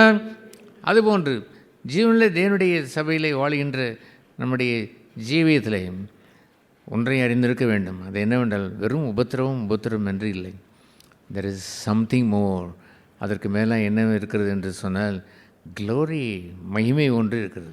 உபத்திரத்திற்கு பின்பாய்த்தான் மகிமையை அவர் வைத்திருக்கிறார். ஹல்லேலூயா. எதை கண்டு இருப்பவன் உபத்திரவத்திற்குள் பிரவேசிப்பான்? மகிமையை கண்டவன் உபத்திரவத்திற்குள் பிரவேசித்திருப்பான். இயேசு மகிமையை தான் அவர் சொன்னார். ஜனங்கள் காதலை கேட்டதெல்லாம் உபத்திரவம் என்று தான் கேட்டது. மோசேயும் அந்த எலியாவும் வந்து பேசிக்கொண்டதெல்லாம் அவருடைய உபத்திரவத்தை குறித்து பேசின பொழுது அதைத்தான் கேட்டார்கள். அல்லாமல் மகிமை குறித்து அந்த பேசுகின்ற நேரத்தில் அவர்கள் தூங்கிவிட்டார்கள் என்று எழுதியிருக்கிறது. அதெல்லாம் முழுமையாக அவர்கள் கேட்கவே இல்லை. அப்படித்தான் அவர்கள் நான் பாடுபட்டு நான் துயரமடைந்து வேதபாரர்களாலும் இந்த மூப்பர்களாலும் நான் கொல்லப்பட்டு மூன்றாம் நாளில் உயிரோடு எழுவேன் என்று அவர் சொன்னாரே. 3 நாள் கழித்து அல்ல, 3ஆம் நாளிலே 2 நாள் முடிந்தும் 3ஆம் நாள் தொடங்கின அதிகாலத்தில் நேரத்திலேயே நான் உயிர் தெழுவேன் என்று சொன்னாரே பாருங்கள். ஹல்லேலூயா. அது போன்ற அந்த அற்புதமான அந்த மகிமையை அவர்கள் காதில் கேட்கவில்லை. அவர் காதில் கேட்டதெல்லாம் உபத்திரவம் உபத்திரவம் உபத்திரவம் உபத்திரவம் உபத்திரவம் தான். கிறிஸ்து தெரிந்து கொண்டதை போலவே அந்த உபத்திரவத்தின் பாதை எவன் தெரிந்து கொள்வான் என்று தெரியுமா? மகிமையே கண்டவர்கள். எது மகிமை என்று சொல்லுவதை இந்த 2 கொரிந்தியர்களை அதை சொல்லும் பொழுது, மோசேயை அவன் பார்த்த அந்த 3ஆம் அந்த அதிகாரத்திலே அவர் சொல்லுவார், அவன் இந்த ஒளிந்து போகிற மகிமைக்குரியவனாய் இருந்தான் என்றும் நிலைத்திருக்கிற மகிமை நாம் பெற்றிருக்கிறோம் என்றும் அந்த 11ஆம் வசனத்திலே அவர் சொல்லுவார். மோசே தன் முகத்தினாலே அவன் கண்ட அந்த ஒரு மகிமை என்று இருக்கிறது. அதையும் அந்த 13ஆம் அந்த வசனத்திலே அதை நாம் தொடர்ந்து வாசிக்கத்தான் நாம் செய்கிறோம். ஆனால் இப்பொழுதோ அந்த மகிமை அவர் என்னவென்று அவர் சொல்கிறார். நாமோ இப்பொழுது கர்த்தருடைய மகிமை 18ஆம் வசனத்திலே அந்த கண்ணாடியிலே காண்கிறது போல ஆவியாய் இருக்கிற கர்த்தரால் அந்த சாயலாகத்தானே மகிமை மேல் மகிமையடைந்து மறுரூபப்படுகிறோம். ஹல்லேலூயா. அதை அவர் 4ஆம் அதிகாரம் 4ஆம் வசனத்தில் சொல்லும் பொழுது, தேவனுடைய சாயலாக இருக்கிற கிறிஸ்துவின் மகிமையான அந்த சுவிசேஷத்தின் ஒளி என்று சொல்லுவார். எனவே இதற்கு என்ன சுவிசேஷம் என்று பெயரிட்டார்? என்ன சுவிசேஷம்? க்ளோரியஸ் காஸ்பல், மகிமையான சுவிசேஷம். ரட்சிப்பின் சுவிசேஷத்தை இயேசு தருகின்ற இலவசமான அந்த ரட்சிப்பை பாவமன்னிப்பை பெற்றுக்கொள்வதற்கு பெருங்கூட்டம் திரள் இருக்கத்தான் செய்கிறார்கள். ஆனால் இந்த மகிமையான சுவிசேஷத்தை கண்டார்களா? ரட்சிப்பின் சுவிசேஷத்தை கண்டார்கள். போதுமா? அந்த கிறிஸ்தவ வாழ்க்கையோடு வாழ்ந்து முடிந்து மகிமையை இழந்து நீங்கள் வாழ்ந்து விட்டு போய்விடலாமா? You must know the gospel of glory. மகிமையின் சுவிசேஷத்தை அறிந்திருந்திருக்க வேண்டாமா? சபை என்று இருந்தால் எதற்கு இருந்திருக்க வேண்டும்? வெறும் பாவமன்னிப்பை மாத்திரமே பேசிக் கொண்டிருந்தால் போய்விடுமா? எல்லாரும் பாவமன்னிப்பை பெற்றுக்கொண்டு உங்களுடைய ஜீவியத்தில் நீங்கள் என்ன விரும்புகிறீர்களோ மகிழ்ச்சியான பாதையை தெரிந்து கொண்டு வாழுங்கள். விசாலமான பாதை என்று ஒன்று இருக்கிறது. நீங்கள் தாராளமாக எப்படி வேணாலும் வாழலாம் என்று சொல்வதற்கு ஒரு சபை அவர்களை இடுக்கமான பாதை வழியை காண்பித்து, ஜீவனை அவர்களுக்கு காண்பித்து, மகிமையை அவர்களை காண்பித்து நடத்துவதென்றோ அல்லவோ அது ஒரு வல்லமையான ஒரு சபையை இருந்துவிட முடியும். ஆகவே ஹூ சா த க்ளோரி, மகிமை அவன் கண்டான், அவன்தான் இந்த உபத்திரவத்தின் பாதையிலே நடப்பான். அவனுக்கு உபத்திரம் மேலானது ஒன்றும் இல்லை. அவன் மகிமையை கண்டவனுக்கு உபத்திரம் மேலானது ஒன்றும் இல்லை. அந்த நாட்களில் நான் இந்த கதையை நான் சொல்லுவது உண்டு. அவன் சுயவரம்பிற்கு வந்தவன் எல்லோருக்கும் ஒரு கட்டளை கொடுக்கப்பட்ட பொழுது எல்லோரும் போய்விட்டார்கள். ஒருவன் துணிந்தான். என்ன சொன்னான்? இந்த பேரழகியை இவளை நான் செய்வதற்கு ஏற்றுக்கொண்டு நான் செல்வேன் என்று சொன்னான். அவளை திருமணம் செய்ய வேண்டும் என்பதற்காக 6 முதலையில் இருந்த ஆறுகளை அவன் கடக்க வேண்டும். 7 மலைகளை அவன் தாண்டி அவன் செல்ல வேண்டும். பின்பு அவன் ஒரு வனாந்திரத்திற்கு சென்று பாலைவனத்திலே ஒரு வாரம் அங்கே நடந்து செல்ல வேண்டும். பின்பு ஒரு குளத்தை அவன் காண்பான். அங்கே ஒரு மரம் ஒன்று இருக்கும். அந்த மரத்திலே ஒரு கிளி ஒன்று இருக்கும். அந்த கிளியை அவன் பிடித்து அதை கொண்டு வந்து கொடுத்து விட்டால் அவனுக்கு யாரை கொடுத்து விடுவேன்? என்னுடைய குமாரத்தை கொடுத்து விடுவேன் சொன்னவுடன் போய்விட்டான். அவன் குதிரை எடுத்து போய் செய்து சாதித்து இதையோடு வந்து விட்டான், கிளியோடு வந்து விட்டான் என்று எழுதி ஒரு கதையை நான் படித்திருக்கிறேன். அதுபோன்று அவன் கிளியை கொண்டு வதற்கு காரணம் என்ன? He is going to get married. அவன் தான் விரும்பின ஒரு மணப்பெண்ணை அவன் திருமணம் செய்ய போகிறான். சுயவரத்திலே பெற்ற அந்த பெண்ணை அவன் அடைவதற்காகவே அதை செய்தானே பாருங்கள். அதுபோல் மகிமையை கண்டவன் வாட் எவர் த உபத்திரம் எதுவாக இருந்தாலும் ஹீ வில் வாக் இன் தேன்.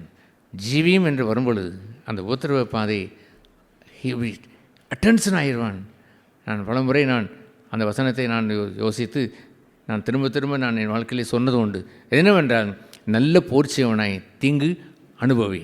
ஆகவே அந்த நாட்களில் நான் NCC first cadet, second cadet அந்த 2 பார்ட்டை நான் பாஸ் பண்ணி வந்தவன். அப்பொழுது அவர் அட்டென்ஷன் என்று சொன்னவுடன் நேரம் இருக்கிறார்களே, அதுபோல் நான் உணர்ந்து என்ன சொல்வேன் என்றால், துன்பம் வந்தபொழுது, Lord I am going to make a stand up now. அது என்னவென்றால் அட்டென்ஷன் என்று வந்து விட்டேன். நான் ஒரு போர் வீரனை போல் முன்னென்று வந்து நல்ல போர்ச்சேவனாய் நான் முன் செல்ல கிருபை செய்யும் என்று கேட்டுவிட்டு நான் உள்ளே நான் பிரவேசித்தது ஒரு முறை 2 முறையில் எத்தனையோ முறை நான் இது எனக்கே நான் சொல்லிக்கொண்டேன். என்ன சொல்லிக்கொண்டேன்? சும்மா சொல்லுங்களேன். என்ன சொன்னேன்? அட்டென்ஷன். அப்படி சொல்லுங்கள். எஸ், நீங்கள் என்சிசிலையோ அல்லது ஸ்கவுட்லையோ எதெல்லாம் இருந்திருந்தாலும் கொஞ்சமாவது புரிந்திருக்கும். அட்டென்ஷனில் வந்து ஜாக்கிரதையாய் வந்து விழிப்பாய் வந்து நேராய் நடப்பதற்கு போவேன். நான் லெஃப்ட் ரைட் என்று உள்ளே போகும்பொழுது ஒரு கொஞ்சம் காலம் அசைந்தாலும் அங்கே இருந்து அந்த பெறையில் நடத்தி கொண்டிருக்கிற கார்போரல் ஒரே அடித்து விடுவார். அப்படி நேராக நடக்க வேண்டும். ஸ்ட்ரெயிட் ஃபார்வேர்டாக அந்த இடுக்கமான பாதைக்குள் செல்வதற்கு ஒப்பு கொடுத்து வாழ்ந்த அட்டென்ஷன் ஒன்றல்ல 2 அல்ல ஏராளமான வாழ்வின் துன்பங்களின் நேரத்தில் அது கொஞ்சம் அளவுக்கு மீறியதே போல் வருகின்ற நேரத்தில் தனியே நான் சென்று இந்த அட்டென்ஷன் பொசிஷனை நான் எடுத்துக்கொண்டு நான் வருவது உண்டு. ஆகவே அது எப்படி அதை அவர் சொன்னார், this is a gospel of glory. மகிமையினுடைய சுவிசேஷம். அந்த மகிமையினுடைய சுவிசேஷம் என்ன? அவரை போல் மாறுவது, குமாரனுடைய சாயலுக்கு ஒப்பாய் மாறுவது தான் அந்த மகிமையினுடைய சுவிசேஷம். அதை எப்படி அங்கே அவர் சொன்னார், அந்த சாயலாகத்தானே அந்த 2 கொரிந்தியர் 3:18 கர்த்தரால் அந்த சாயலாகத்தானே மகிமைமேல் மகிமை அடைந்து மறுவப்படுகிறோம். That is the gospel. அதுதான் சுவிசேஷம். அவரை போல் நாம் அவரை போல் மாறுகிற ஒரு ஜீவியம். அவர் தேவனை ஒருவனும் கண்டதில்லை. அவர் எப்படி இருப்பார் என்று தெரியாது. அவருடைய குமாரனாக இருப்பவர் நமக்கு வெளிப்படுத்தி காண்பித்திருக்கிறாரே. தட் க்ளோரி, அந்த மகிமை நீங்களும் பெற்றுக்கொள்ளும் பொழுது, என்னை கண்டவன் பிதாவை கண்டான், நான் கொடுக்கிற இந்த ஜீவியத்தை மகிமையை பெற்றுக்கொண்டவன் எவனோ அவன் பிதாவுடைய பூர்ண சர்க்குணத்தையும் அடைந்தான் என்று அவர் சொல்லுவாரே. அதைத்தான் அவர் சுவிசேஷமாய் அவர் சொன்னார். அவரை கண்டவர் ஒரே பேரான குமாரன் மூலமாய் அவருடைய சாயலை நாம் கண்டு மறுவும் அடைந்திருக்கிறோமே பாருங்கள். அதே ரோமர் 8:28 வாசிக்கிற மட்டில் அன்பு கூறுகிறவன் அவருக்கு அன்பு கூறிய எவனோ அவன் அன்று தீர்மானத்துடன் அன்பு கூறுகிறவன் என்ன செய்வான்? சகலமும் அவனுக்கு நன்மைக்கு ஏதுவாய் நடந்து குமாரனுடைய சாயலுகப்பாய் மாறி, குமாரன் அநேகம் குமாரர்களுக்கு மூத்த சகோதரனாய் இருக்கிறதே போலவே இளைய சகோதரர் அனைவருக்கும் முதல் பேரான குமாரனாய் அவர் சகோதரனாய் முதல் பேரான ஃபர்ஸ்ட் பார்ன் பிரதராய் மாறிவிட்டாரே. ஹல்லேலூயா. அவருடைய சாயலை நாம் பெற்றுக்கொள்கிறோமே பாருங்கள். அதுதான் காஸ்பல், சுவிசேஷம். த காஸ்பல் ஆஃப் க்ளோரி, மகிமையின் சுவிசேஷம். சிலுவை நடப்பது ஐயோ நான் அந்த கஷ்டம் இதுதான் சுவிசேஷம். இதுதான் சுவிசேஷம் என்று வேதத்தில் எழுதியிருக்கிறது. இது சிலுவையின் சுவிசேஷம் என்று எங்கேயாவது எழுதியிருக்கிறதா? நோ. நற்செய்தி என்று சொல்லுவதெல்லாம் தி க்ளோரி ஆஃப் ஜீசஸ். இயேசுனுடைய மகிமையை சுதந்திரித்துக் கொள்கிறோமே பாருங்கள். அவரை போல் வாழ்ந்த வாழ்க்கை, அவரை போல் பேசுகின்ற பேச்சு, அவரை போல் செய்கின்ற ஊழியங்கள், அவரை போல் நடந்து கொண்ட விதங்கள், இதெல்லாம் இருக்கிறதே. அவர் மூலமாய் பெற்று அனுபவிக்கின்ற அற்புதமான அந்த மகிமையை யார் இதை விசுவாசிக்கிறார்கள்? யார் இது வேண்டுமென்று இவர்கள் உபத்திரவத்தை தெரிந்து கொண்டார்கள்? இந்த சுவிசேஷத்தை எவன் நம்பியதை ஏற்றுக்கொண்டான்? எங்கள் மூலமாய் கேள்விப்பட்ட இந்த சுவிசேஷம் எல்லாம் பெரிய நீண்ட பட்டியலாய் அந்த 9 வசனங்கள் வரைக்கும் அவர் நிந்திக்கப்பட்டார், அவமானப்பட்டார், அவர் கல்லறை ஒருவரால் எண்ணப்பட்டார், அவர் காயப்பட்டார் என்று ஏகப்பட்ட லிஸ்ட்டு ஒன்று இருக்கிறதே. அந்த உபத்திரவங்களை எவன் ஏற்றுக்கொள்வான்? அதை வாசித்து பார்த்தால் கூட கொஞ்சம் 2 வசனம் வாசித்து நிறுத்திவிடான். போதுமப்பா, இது ரொம்ப மோசமாக போய் கொண்டே இருக்கிறது என்று அவன் எண்ணினாலும் எண்ணுவான். இதையெல்லாம் குருவுக்கு நடந்ததை போல் எனக்கும் நடந்தது என்று பேதுரு சொல்லுவார்.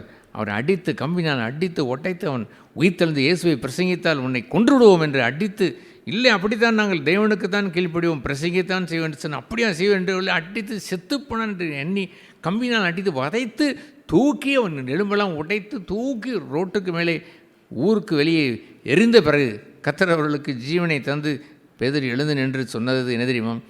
அவர் நிமித்தம் பாடுபடுவதற்கு எங்களுக்கு என்ன செய்யப்பட்டது?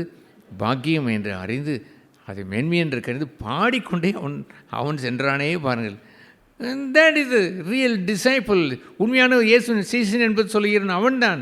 சீசன் என்று பிரிவினையை கொண்டு வருவதற்காக சீசன் என்று சொல்லிக்கொண்டு உங்கள் அப்பா அம்மாவை வெறுக்க வேண்டும் என்பது சீசத்துவம் என்று சொல்லிக்கொண்டு மனைவி வெறுத்தேன் என்று சொல்வதாக சீசத்துவம். எதையோ வசனத்தை வைத்து எங்கேயோ தலைமாற்றி வைத்து விட்டு பிரிவினைக்கு கை கொடுப்பதை எளிதாய் செய்வதை சீசத்துவம் என்று சொல்லலாமா? தகப்பனையே ஏற்கனவே மதிக்க மாட்டான், இப்போ அவனை வெறுக்க வேண்டும் என்றால் ஆஹா நல்ல சூசி என்று சொல்லுவான். தன் மனைவி கொஞ்சம் பிடிக்கவில்லை என்றால் அவளை வெறுக்க வேண்டும், நன்றாய் போய்விட்டதுடன் வெறுத்து விடலாம் என்று அவன் எண்ணுகிறான். பிரிவினையே கொண்டு வந்து சீசத்துவம் என்று அவன் சொல்கிறானே, அதுவா சீசத்துவம்? சீசன் தன் குருவை போலவே பாடுபடுவதற்கு முன் செல்கின்ற ஒரு நேரம் வருகிறது. அந்த நேரங்களில் எல்லாம் அந்த சிலுவையை மனதார தழுவிக் கொள்வான். ஏனென்றால் glory is behind that cross. அந்த கெட்டுப்புயலுக்கு வேண்டுமானால் அந்த சிலுவை பைத்தியம் போல் தோன்றும். எங்களுக்கோ தேவ பலனாக இருக்கிறது. ரட்சிப்பை தருகின்ற எங்களுக்கு சுயத்தின் பிடியிலிருந்து சுயத்தை உடைப்பதற்குரிய தேவ பலனாய் அது வந்து இந்த சிலுவையின் உபதேசம் எங்களை நொறுக்குகிறது, உடைத்து பிடிக்கிறது. அது தேவ பலனாய் வந்து எங்களுக்கு விடுதலையை தருகிறது. ஹல்லேலூயா! அதுபோன்ற ஒரு அற்புதத்தை இந்த ஜனங்கள் அவர்கள் அறிந்தது இல்லையே, அவர் வாழ்ந்ததும் இல்லையே, அவர்களால் அதை சொல்ல முடியவில்லையே. எங்கள் சுயத்தை இந்த சிலுவை உடைத்தது என்று அவர்களால் சொல்ல முடியவில்லையே. சிலுவையை அவர்கள் அணைத்து கொண்டு அவர்கள் அதை தூக்கி வரவில்லையே. அதை அவர்கள் பெற்றுக்கொண்டால் அதற்கு பின்னால் மகிமை இருக்கிறது என்பதை அந்த சுசேஷத்தையும் காணவில்லை. ஒரு நாள் நாம் இந்த குட் ஃப்ரைடே என்று கொண்டாடுவதையா உங்களுக்கு யார் கேட்டார் என்று அவர் சொல்லுவார், A.W. டோசர். குட் ஃப்ரைடேயை நீங்கள் மெய்யாவே கொண்டாடுகிறவர்களாக இருந்தால் ஈஸ்டர் உங்களுக்கு வரத்தான் செய்யும். ஆனால் குட் ஃப்ரைடே இல்லாதவனுக்கு ஈஸ்டர் எங்கே வரும்? இவன் குட் ஃப்ரைடே நாட்களில் ஈஸ்டருக்குரிய கொண்டாட்டத்திற்கும் கோழி பிரியாணி செய்வதற்கும் தயார் செய்து கொண்டு இருப்பான். ஆனால் இவனோ வாழ்க்கையிலே மெய்யானபடி என்ன இல்லை? குட் ஃப்ரைடே இல்லை. அவனுடைய ஜீவியமெல்லாம் குட் ஃப்ரைடே இருந்திருக்க வேண்டும். எப்பொழுதும் கொண்டாட்டமாய் அவன் வாழுவான், எப்பொழுதும் மகிமையை பெற்று வாழ்வான். உயிர்த்தெழுந்த கிறிஸ்துவை தன் ஜீவியத்திலே மகிமையாய் பெற்றிருப்பான். அவனுடைய ஜீவியம் மாறும், நடை உடை பாவனை மாறும், குடும்பம் மாறும், அவனுடைய செயல்பாடுகள் மாறும். Everything will change. எல்லாம் சகலமும் மாறும். சகலமும் நன்மைக்கு எதுவாகவே அவர் முடித்து குமாரனுடைய சாயலை தரிக்கும்படி அதை செய்து விடுவாரே. தட் இஸ் த காஸ்பல், மகிமையின் சுவிசேஷம் என்று கூறினான். ஆகவே அதை அந்த அவருடைய சாயலாக மாறக்கூடிய அந்த மகிமையை மோசே பெறவில்லை. மோசே அவருடைய முகத்தை கண்டான், பின்பக்கத்தை அவன் கண்டான், அவனுடைய முகம் பிரகாசித்தது என்று சொன்னால் முகம்தான் பிரகாசித்தது அல்லாமல் இருதயத்திலே அவன் பிரகாசிக்கவில்லை என்று இங்கே எழுதியிருக்கும். புதிய ஏற்பாட்டிலே இதை விசுவாசிக்கிற ஒரு இடத்தை நாம் காண்பது தான் அந்த 17ஆம் வசனம், 2 கொரிந்தியர் 4ஆம் அதிகாரம் 17ஆம் வசனம். மேலும் காணப்படுகிறவர்களே அல்ல, காணப்படாதவர்களை நோக்கி இருக்கிற நமக்கு அதி சீக்கிரத்தில் நீங்கும் லேசான நம்முடைய உபத்திரவம் மேன்மையான நித்தியமான கனமகிமையை உண்டாக்குறதே. ஏனெனில் காணப்படுகிறவைகள் அநித்தியமானவைகள், காணப்படாதவைகளோ நித்தியமானவைகள். எனவே இவர்கள் எதை இழந்து விட்டார்கள் என்று சொன்னால், காண்கிறதை விசுவாசிப்பது விசுவாசம் என்றல்ல, காணப்படாததை விசுவாசிப்பதானே விசுவாசம். எது காணப்படாது? எத்தனையோ காணப்படாது என்று சொல்லி கொண்டாலும் பிரதானமாக இருப்பது என்னவென்றால் தேவன் காணப்படாதது, அவர் நீங்கள் காண்பதில்லை. அதுதான் நம்முடைய ஃபஸ்ட் கோல், முதல் வேண்டியதே அதுதான். மற்றும் காணப்படாதவர்கள் என்ன? ஜோதியின் பிதாவிடத்திலிருந்து இறங்கி வருகின்ற நன்மையான ஈவுகள் காணப்படாதவைகள். பொறுமை நான் கண்டதில்லை, சாந்த குணத்தை கண்டதில்லை, இச்சையடக்கத்தை நான் கண்டதில்லை. பரத்திலிருந்து ஜோதியின் பிதாவிடத்திலிருந்து வராமல் அதை எப்படி நான் பெற்றுக்கொள்ள முடியும்? காணப்படாதவர்கள் தி காட்லினஸ் என்று இருக்கிறதே, தெர் இஸ் ஸோ மச் தேர். ஏராளமாக இருக்கிறதற்கு பிரதானமாக இருப்பதெல்லாம் காட், தேவனை கண்டடைகிறான்.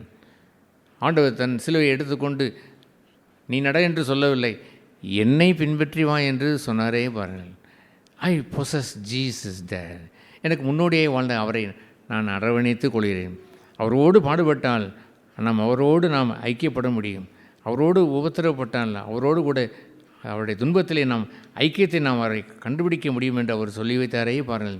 அந்த ஸ்நேகம் உண்டல்லவோ, that is a wonderful thing. இந்த உலகத்தில் இருக்கிற எதை காட்டிலும், என் ஜீவனை காட்டிலும் உம்முடைய கிருபை பெரியது என்று சொன்னதை போல், இறைவா நீ தந்திருக்கிற ஏராளமான உம்முடைய கிருபைகளுக்காய், உம்முடைய நற்குணங்களுக்காய் நன்றி. உம்மை போல் மாற்றியிருக்கிற திவ்ய சுவாமிகளுக்கெல்லாம் நன்றி தான். ஆகிலும் இந்த ஜீவனை விட உம்முடைய கிருபை இருக்கிறே, நீர் இருக்கிறீரே கிருபை நாதரே, நீர் ஒருவரே எனக்கு வேண்டும் என்று அவன் விரும்புவான். ஹல்லேலூயா! அவர்களுக்காக அவர் பாவமானார் என்று சொல்லுவதை கூட அவர் விட்டு கொடுத்து விட்டார். மற்றவர்களுக்காக தான் பாவமாவதை விட்டு கொடுத்து விட்டான். ஓசியா தீர்க்கதரிசி தேசத்திற்காக, ஆண்டவருக்காக தன்னை பாவமாக்கி அவன் பேசி அவன் திருமணம் செய்தான். அதுகூட செய்து விடுவான்.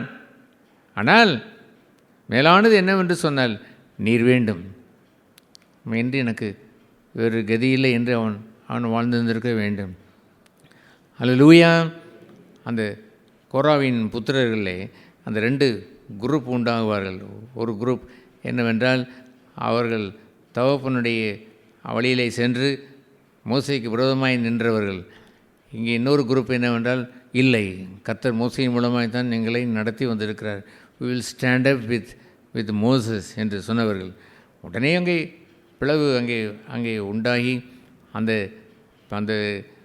முரட்டாட்டம் செய்த கோராவுடைய சேர்ந்து நின்ற தகப்பனோடு நின்று அவர் அத்தனை பேரையும் பூமி விழுங்கி விட்டது என்று எழுதியிருக்கிறது. இன்னொரு தகப்பன் அதே பிள்ளைகள் தான், இங்கே கொஞ்சம் வேறு பிள்ளைகள் அவருடைய பிள்ளைகள் இருக்கிறார்கள். அவர்களை வைத்து ஆண்டவர் பெரிய காரியங்களை செய்தார் என்று பார்க்கும் பொழுது என்ன நடந்தது என்று தெரியுமா? அந்த கோராவின் புத்திரர் எழுதின ஒரு சங்கீதம் தான் 73ஆம் சங்கீதம். என்ன அவர் சொன்னார், பூமியிலே உண்மையின்றி எனக்கு யாரும் இல்லை, பரலோகத்தில் உண்மையின்றி வேறு விருப்பம் இல்லை என்று அவன் சொன்னானே பாருங்கள். யாரே எனக்கு வேண்டும்? என் தாய் தந்தரை விட. அதுதான் உண்மையான சிஷ்யத்துவம். நீர் வேண்டும் என்பதற்காக இந்த பக்கம் வந்துவிடு என்று சொன்னதை மறுத்துவிட்டு சிஷ்யத்துவத்தை நிலைநாட்டுவதெல்லாம் அவன் பாடின அந்த பாடல். என்ன பாட்டை பாடினான்? நான் அடிக்கடி நம்ம எத்தனை பாடலை அதை வைத்து எத்தனையோ பிணைந்து பாடுகிறோம். நீர் மட்டும் போதும், நீர் மட்டும் போதும். இவர் வாழ்க்கையில் வாழ்ந்ததை படித்து கொண்டார்கள். ராகம் நன்றாக இருக்கிறதுக்காக படிக்கிறார்கள் இல்லாமல் இவர் வாழ்க்கையில் அடைந்தார்கள் என்றும் சந்தேகம் தான். வாழ்க்கையிலே படித்திருந்தால் ஹல்லேலூயா, நான் படிக்கிறேன், நான் ஆனந்தமாக படிக்கிறேன், நீர் போதும் உமையின்றி எனக்கு கதியில்லை. எத்தனையோ பாடலை நான் வைத்து மனது உருகி நான் பாடத்தான் செய்கிறேன். ஆகவே he stood with God தேவனிடத்தில் வாழ்ந்தபடினாலே பரலோகத்தில் உண்மையென்று எனக்கு வேறு யாரும் இல்லை என்று சொல்லிவிட்டானே பாருங்கள். நீரேன் பரலோகம் என்று சொன்னானே பாருங்கள். பூமியிலே யாரொரு மீதும் எனக்கு விருப்பம் இல்லை, அதன் நிமித்தம் யாரையும் நேசிக்கவில்லை என்பது அர்த்தமல்ல, எல்லோரும் நேசிக்கிறேன், ஆனால் உம்மை தவிர மேலான நேசம் என்பதற்கு ஒருவரும் இல்லை என்று சொல்கிற ஒரு பாடலை, அந்த சங்கீதத்தை எழுதி வைத்தானே பாருங்கள். கோராவின் புத்திரன், அந்த கோராவின் அந்த பிரிந்து வந்த புத்திரன் தான் பாடினான் அந்த பாடலை. ஹல்லேலூயா. அதுபோன்று மகிமை கண்டவர்கள் இந்த உபத்திரவத்தின் பாதையில் அவர்கள் செல்லும் பொழுது எப்படி அந்த உபத்திரவத்தை பார்ப்பார்கள்? என்ன எழுதியிருக்கிறது அந்த 17ஆம் வசனம், ஆதி சீக்கிரத்தில் நீங்கும் இந்த லேசான உபத்திரம். ஹல்லேலூயா. எப்படி அவன் லேசான உபத்திரம் என்று காண முடியும்? அவன் சுயமரம் சென்று அந்த 6 ஆறுகளை, முதலையில் இருந்த ஆறுகளை தாண்டி 7 மலைகளை அவன் தாண்டி அவன் வனாந்திரத்தில் 6 நாட்கள் பயணம் செய்து அந்த இடத்தை அடைந்து ஒரு கிளியை கொண்டு வந்த இடத்து எப்படியப்பா இவ்வளோ கஷ்டப்பட்டேன்? போங்கயா, ஒரு கஷ்டமும் இல்லை. நான் ஜல்லன்னு நினைச்சு விட்டேன். நான் பறந்து நான் எல்லாம் தாண்டி போனது எல்லாம் காரணம் என்னவென்றால் என் சுயவரத்திற்குரிய இந்த பெண்ணை நேசிக்கிறபடினாலே இதை நான் செய்தேன். அவன் சொல்லுவானே சொல்ல மாட்டானா? கஷ்டம் என்று சொல்லுவான். அதை ஏன் கேட்குறியா? ஐயோ கஷ்டப்பாடுபட்டேன் என்று அவன் அழுவான். அழுது கொண்டு அந்த ராஜாவுக்கு முன்பாக வந்து உன் பெஞ்சாதி உன் மகளை நான் திருமணம் செய்வதற்கு ஐயோ எவ்வளோ கஷ்டம், ஐயோ போச்சு என்று அவன் தலையை அடித்துக் கொள்வான். பாரு இங்கே முள்ளு கிரி இருக்கிறது, அங்கே பாரு எனக்கு ஒரு சிங்கம் பரண்டு இருக்கிறவன் காட்டி கொண்டு இருப்பான். he would be joyful, அவன் மகிழ்ச்சியாக இருப்பான் என்று சொல்லுவான். இதெல்லாம் லேசான உபத்திரம் என்று சொல்லுவான். என்ன சொல்லுவான்? அதி சீக்கிரத்தில் நீங்களும் லேசான உபத்திரவத்தை விட்டு வைக்கலாமா? உபத்திரவம் என்று சொல்வதை கொஞ்ச நேரம் தான். ஒரு சமயம் நான் படித்து கொண்டிருந்த அந்த 10th ஸ்டாண்டர்ட் எக்ஸாமில் வரும்பொழுது ஒரு பையன் பாதி நேரம் கழித்து ஓட்டமாய் ஓடி வருகிறான். ஓடி வந்த பிறகு அவன் பேப்பர் வாங்கி, என்னப்பா இப்படி பண்ணி விட்டான், என்ன செய்ய போகிறாய்? கொடுக்க சார் என்று வாங்கி கொண்டு போயிடான். போச்சப்பா, உனக்கு அரை நாள் அந்த பாதி பேப்பரை எழுதுவதற்குரிய சான்ஸ் என்ன ஆகிவிட்டது, போனது என்று சொல்லுவான். அது சீக்கிரத்தில் நீங்கும், போய்விடும். இனி அடுத்தது போய் எழுத வேண்டும் என்று அடுத்த வருஷம் போய் வந்து தான் அவன் 10th ஸ்டாண்டர்ட் எழுத முடியும். புத்திரம் வந்து விட்டதே, போக விட்டுவிடலாமா? அதற்குள்ளாக என்ன செய்ய வேண்டும்? அதிகமான நித்திய கனமகியை உண்டாக்குகிறதே, அது நமக்குள் ஒர்க் அவுட் பண்ணுகிறதே, பிடித்து கொள்ள வேண்டாமா? அட்டென்ஷன் என்று மாறி கொண்டு நிற்க வேண்டாமா? நீங்கள் தீங்கு அனுபவிக்கிற நேரம் வந்த பொழுது ஒரு கார்போரல் ஆர்டர் கொடுத்ததை போல் நீங்கள் இந்த நல்ல போர்ச்சேவனாய் நில் என்று சொல்வதை கேட்டு அதை செய்திருக்க வேண்டாமா? பரீட்சை என்று வந்தவுடன் அந்த பரீட்சை பேப்பரை முதலே வாங்கி எழுதியிருந்திருக்க வேண்டாமா? போய்விட்டது அவனுக்கு, அவ்வளோதான், இனி அடுத்தது போய்விட்டது என்ற நிலையை என்றைக்காவது உணர்ந்தது உண்டா? நான் பலமுறை உணர்ந்து கேட்டிருக்கிறேன், ஆண்டவரே, I missed it, I so sorry Lord. இந்த இடத்துல நான் உம்முடைய மகிமைப்படுத்துவதற்கு பதிலாய், மகிமையை சுதந்திரிப்பதற்கு பதிலாய் சம்திங் ஒரு ஃபெயிலியர் ஆகிவிட்டது. தயவாய் இதே போன்ற சூழ்நிலையை இன்னொரு முறை தாரும் என்று கேட்ட பொழுது, 10th ஸ்டாண்டர்ட் படித்தவனுக்கு கேட்டால் அடுத்த வருஷம்தான் சொல்லுவான். எனக்கு ஆண்டவர் ஒரு 2 நாட்கள் அல்ல 1 நாட்களுக்குள்ளாவே என்ன செய்வார்? அதே போன்ற சூழ்நிலையை தரும் பொழுது என்ன விடுவேன்? அட்டென்ஷன் என்று மாறி விட்டோனே வாரி இந்த லேசான உபத்திரவத்தை சீக்கிரத்தில் போய்விடும். பாஸ் பண்ணி என்ன வாங்க வேண்டும் சொல்லுங்கள்? கன மகிமையை சுதந்திரிக்க வேண்டும். Hallelujah! You missed so many paper like that. எத்தனையோ பரீட்சை பேப்பரை இழந்து போய் கொண்டு மகிமையை இழந்து வாழ்வது சரிதானா? இந்த சுவிசேஷத்தை நீ விசுவாசித்தது உண்டா? அஞ்ஞானிகளுக்கு அதை அவர் என்னவென்று சொல்வார்? அந்த விசுவாசத்தை காணாது விசுவாசிப்பதற்குரிய பகுதியை அந்த 4ஆம் வசனத்திலே சொல்வார். 2 கொரிந்தியர் 4:4 தேவனுடைய சாயலாக இருக்கிற இந்த கிறிஸ்துவின் மகிமையான இந்த சுவிசேஷத்தின் ஒளி அவிசுவாசிகளாயும் அவர்களுக்கு பிரகாசமாய் இராதபடிக்கு இப்பிரபஞ்சத்தின் தேவனானவன் அவர்களுடைய மனதை குருடாக்கினான். அவிசுவாசி என்று சொன்னால் இந்து ஜனங்களையும் வெளியே போயிற அந்த சாராய கடைக்காரர்களையும் அவர்களே அவன் சொன்னான். பிலீவர்ஸ், விசுவாசிகளாய் என்று சொல்லிக் கொண்டவர்கள், they don't believe this gospel. இந்த சுவிசேஷத்தை விசுவாசிக்காதபடினாலே இந்த உலகத்தின் அதிபதி நன்றாக வசமாய் போய்விட்டது என்று அவருடைய கண்களை எல்லாம் குருடாக்கி போட்டு விட்டான். அங்கே சிம்சோனை வைத்து அங்கே உள்ள பெலிஸ்தியர்கள் கண்ணை குருடாக்கி போட்டதை போலவே கண்ணை விட்டு விட்டார்கள். கண்ணை குத்தி குருடாக்கி இவர்கள் மகிமை காணாதபடி செய்து விட்டார்கள். ஏனென்றால் they don't believe this gospel. அவிசுவாசிகளாகி போனார்கள். they don't believe it. அதை விசுவாசிக்கவில்லை. You believe that. உங்கள் வாழ்க்கையிலே ஒரு சூழ்நிலை வரும்பொழுது யூ பிலீவ் திஸ் காஸ்பல், இந்த உபத்திரத்தை கர்த்தர் கொடுத்தான் என்று விசுவாசிக்கிறீர்களா? ஜெபியுங்கள், இது நீர் கொடுத்ததான் என்று கேளுங்கள். இயேசு செய்ததை போல் 3 முறை கூட ஜெபம் செய்யுங்கள். கொடுக்கப்பட்ட பொழுது பிதா எனக்கு தந்த பாத்திரம் என்று பரிநீர்களா? ஹல்லேலூயா! அதுபோன்று விசுவாசிக்கிறவர்கள் வெகு கொஞ்சம் என்பதைத்தான் தொடர்ந்து ஏராளமான அந்த வசனங்களை அவர் இப்படி அவர் சொல்லுவார். என்னவென்று சொல்லுவார்? அந்த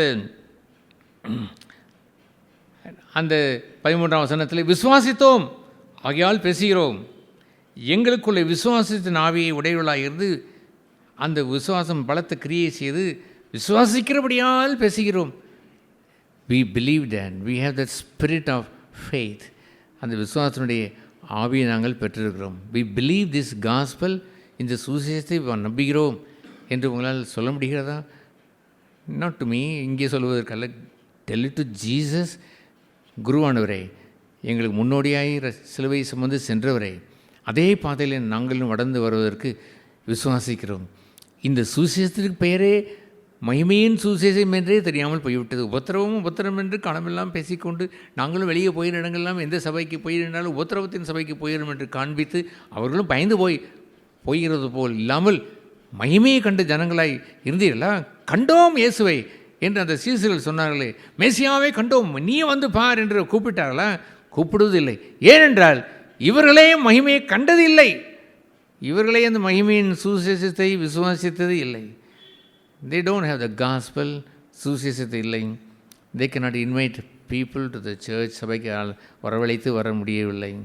ஏனென்றால் இவர்களே சுவிசேஷத்தை அறியவில்லை. தன் சொந்த தாய், தன்னுடைய சொந்த சகோதரி, தன்னுடைய சொந்த அண்ணன் வீட்டில் இருந்தால் கூட கூப்பிட மாட்டார்கள். அப்படி கூப்பிட்டு வந்து விட்டால் அவர்களுக்கு எங்கேயாவது கூட்டமாக இருக்கிற போனால் அவர்களுக்கு மாலை கிடைக்கும், போட்டும் என்று விட்டுவிடுவார்கள். அல்லாமல் மகிமையின் சுவிசேஷத்தை கண்டடைய வேண்டும் என்று அவர்கள் விரும்புவார்கள். எங்கேயாவது பேரும் புகழும் உனக்கு இருந்தால், மாபெரும் சபையிலே நீ நடந்தால் மாலை உனக்கு கிடைக்கிறது, அது போதுமடா என்று அங்கே அனுப்புவார்களே அல்லாமல் சொல்ல மாட்டார்கள். ஏனென்றால் மகிமையை காணாதவர்கள். மகிமையை கண்டவன் என்ன சொல்லுவான்? ஓடி சென்ற அந்த குஸ்ரோகி அவன் அந்த சீரியா நாட்டில் பஞ்சத்து நேரத்தில் ஓடிப்போய் சென்று, வாருங்கள், நாங்களே இன்று அனைத்தையும் சாப்பிட்டு கொண்டிருந்தால் பழி எங்கள் மீது சுமரும், வாருங்கள் இங்கே வந்து புசிங்கள் என்று கூப்பிட்டானே. பழி என் மீது வருமல்லவோ, நான் மாத்திரம் மகிமையை பெற்றேன் என்று ஆண்டவர் கேட்டு, ஏன் உன்னுடைய பிள்ளை என்ன ஆனது, உன்னுடைய மனைவி என்ன ஆனால், உன்னுடைய அண்ணன் என்ன ஆனால், உன்னுடைய தம்பி என்ன ஆனால், உன்னுடைய அப்பா என்ன ஆனால், அம்மா என்ன ஆனால் கேட்பாரே என்ற எண்ணம் இல்லையே. பழி மீது சுமந்தால் பரவாயில்லை என்று ஏன் இருக்கிறார்கள்? விசுவாசிக்கவில்லை. They don't believe this gospel. இந்த சுவிசேஷத்தை மனதார நேசித்து விசுவாசித்தார்களா? இல்லை. பெரும் கூட்டம் ஒன்று வைத்ததை எளிதாய் பறித்து கொண்டு போவதற்கு உள்ளே நுழைந்த ஓநாய்கள் போல் அங்கே வந்த சூழ்நிலைக்கு பலியானதுக்கு காரணம் என்ன தெரியுமா? அந்த போன ஜனங்கள் they don't believe this gospel. அந்த விசுவாசம் இல்லை, மகிமையான விசுவாசிக்காதபடினாலே அது தருகிறோம் இது தருகிறோம் என்று சொன்னவுடன் உடனே புறப்பட்டு சென்று கூட்டம்தான் நிறைய போனதை நான் பார்த்துருக்கிறேன். மீதியாக இருக்கக்கூடிய நாமோ மகிமையின் சுவிசேஷத்தை பெற்றிருந்திருக்க வேண்டும்.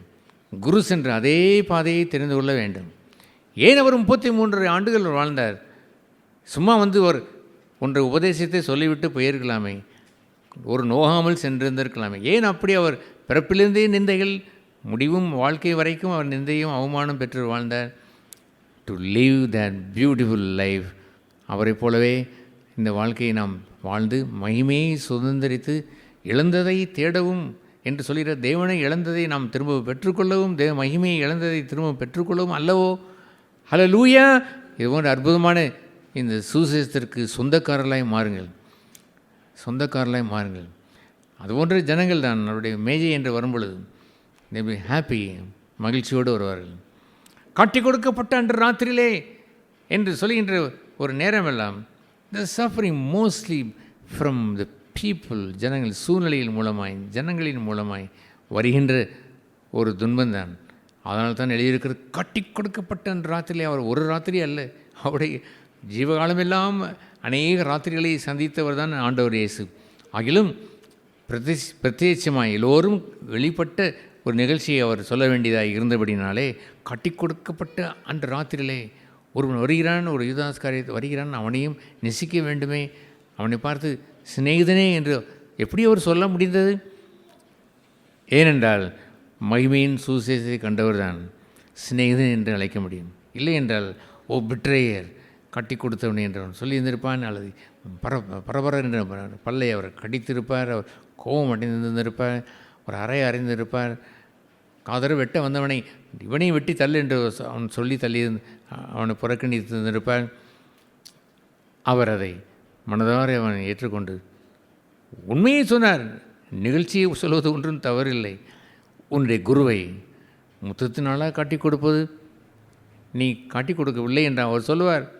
காட்டி கொடுத்தாயப்பா, முத்தத்தினாலே காட்டி கொடுப்பது சரிதானா? கூடவே இருந்து கொண்டு நண்பனை போல் இருந்து கொண்டு உன் முத்தத்தினாலே நீ சபையை காட்டி கொடுப்பதா?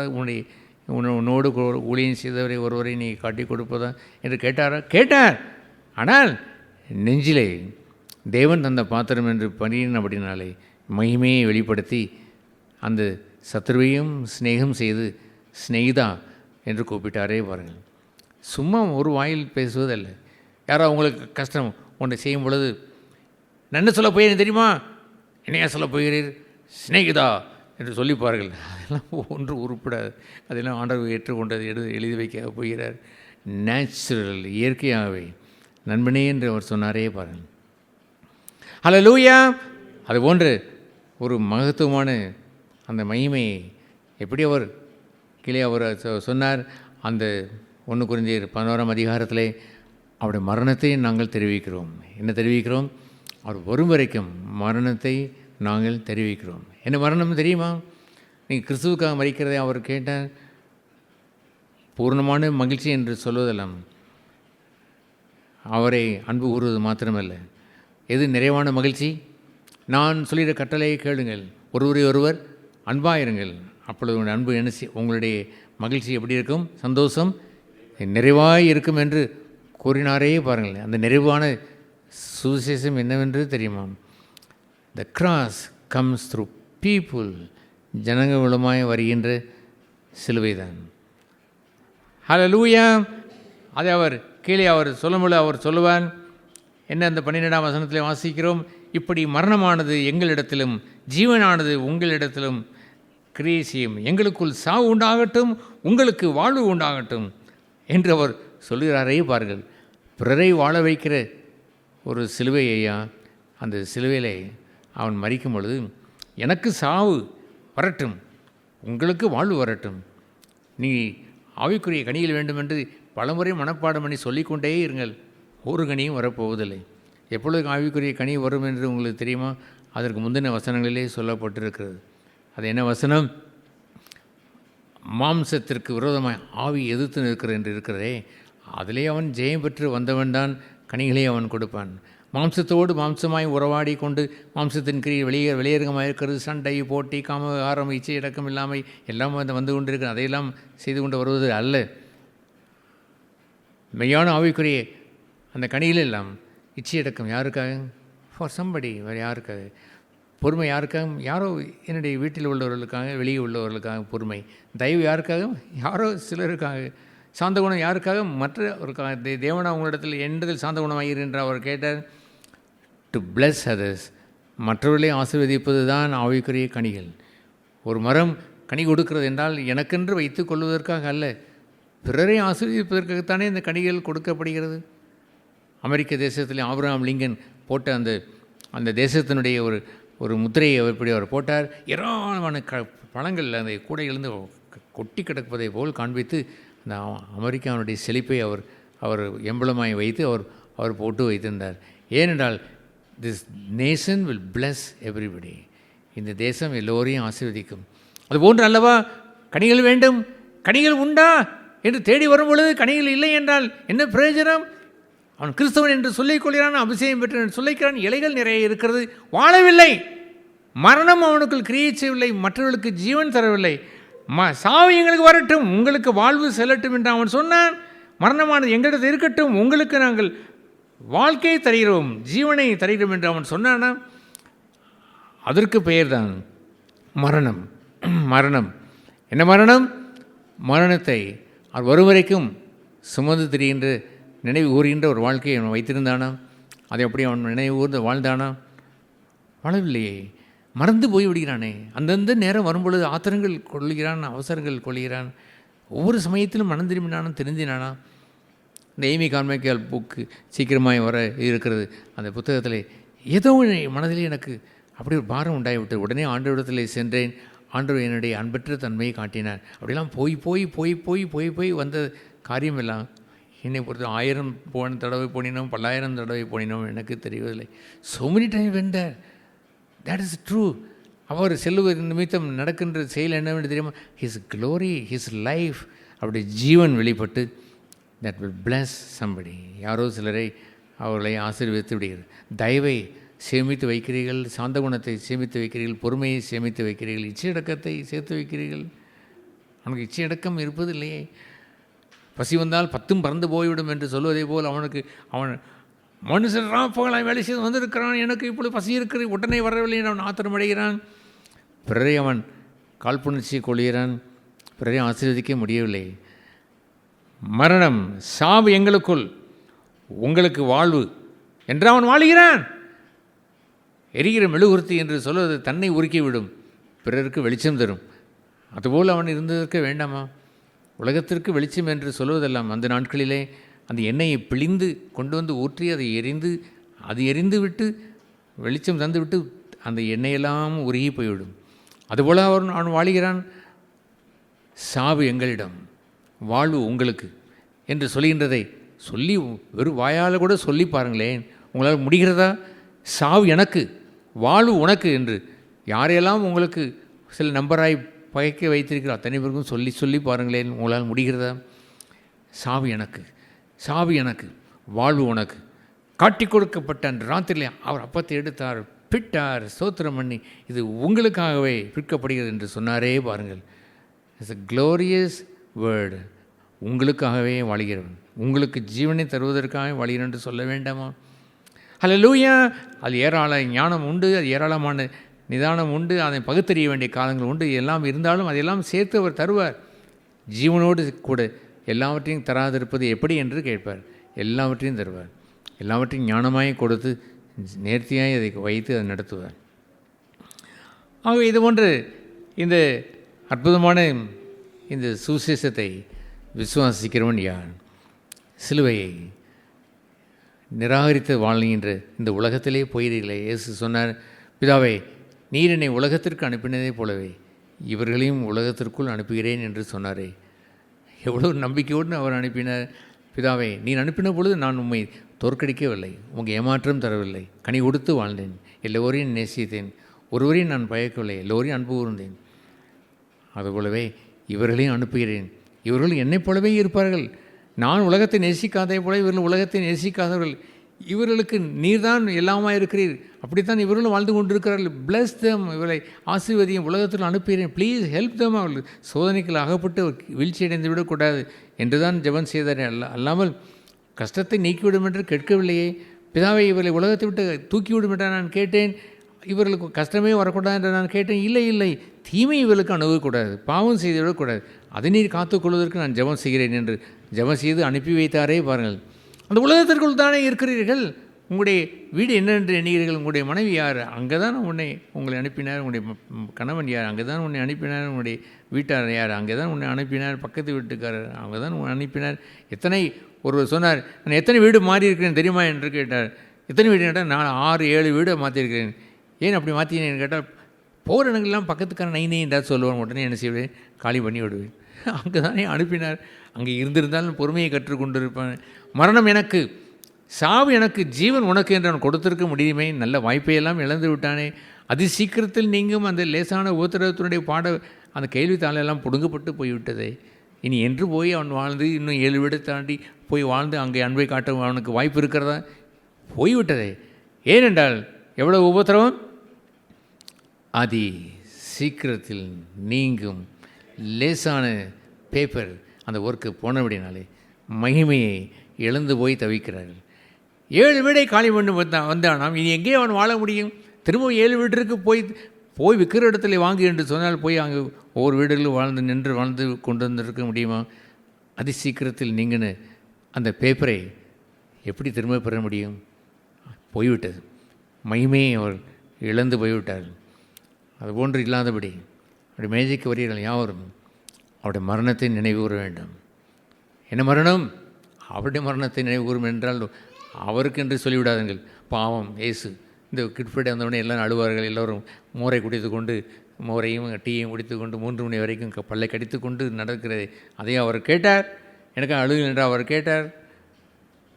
எனக்கு அழுகுங்கள் என்று கேட்டாரா? ஒரு நாளும் இல்லை.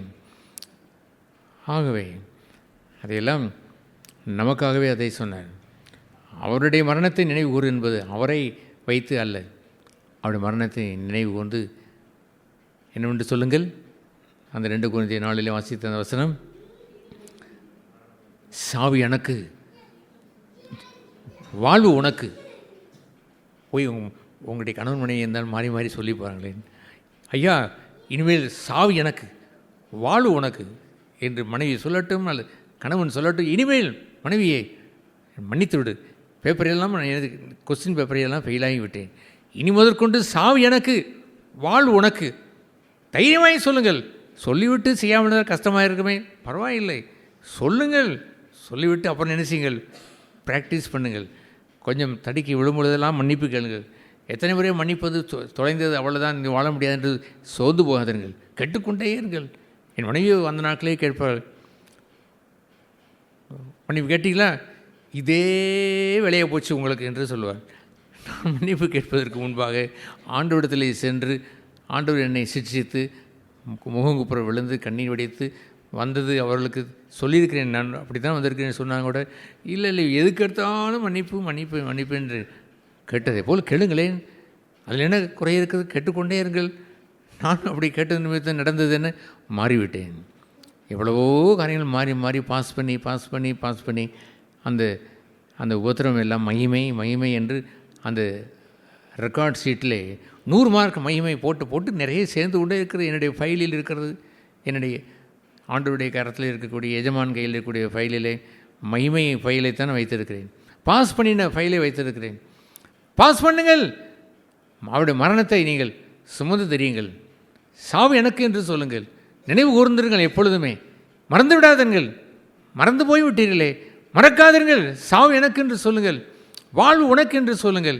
அது யாராக இருந்தாலும் சரிதான். உலகத்தில் அனுப்பப்பட்ட எந்த இடத்திலும் போய் சொல்லுங்கள், உங்களை என்ன ஆண்டவர் சீனாவுக்கு அனுப்பினார், உங்களை அமெரிக்காவுக்கு அனுப்பினாரா, தாய்லாந்து தேசத்துக்கு அனுப்பினாரா, இப்படி யுத்தம் நடந்து கொண்டு இருக்கிற ஈரான் தேசத்துக்கு அவங்களை அனுப்பினார், உங்களை தமிழ்நாட்டிற்கு அனுப்பினார், அதுலேயும் கூட மதுரைக்கு அனுப்பினார், அதுலேயும் கூட ஒரு கூடல் நகரில் அனுப்பினார், அதுவும் கூட உங்கள் தெருவில் இருக்கக்கூடிய ஒரு சொக்கலிங்க நகரில் அனுப்பியிருக்கிறார். அங்கே இருந்து கொண்டு அங்கே இருக்கிற மக்களை நீங்கள் சாவு இனிமேல் எனக்கு, இனி வாழ்வு உங்களுக்கு என்று நடந்து பாருங்கள், இயேசுவைப் போலவே வாழ்ந்து விடுவீர்கள், இயேசுனுடைய மகத்துவத்தை பெற்று விடுவீர்கள்.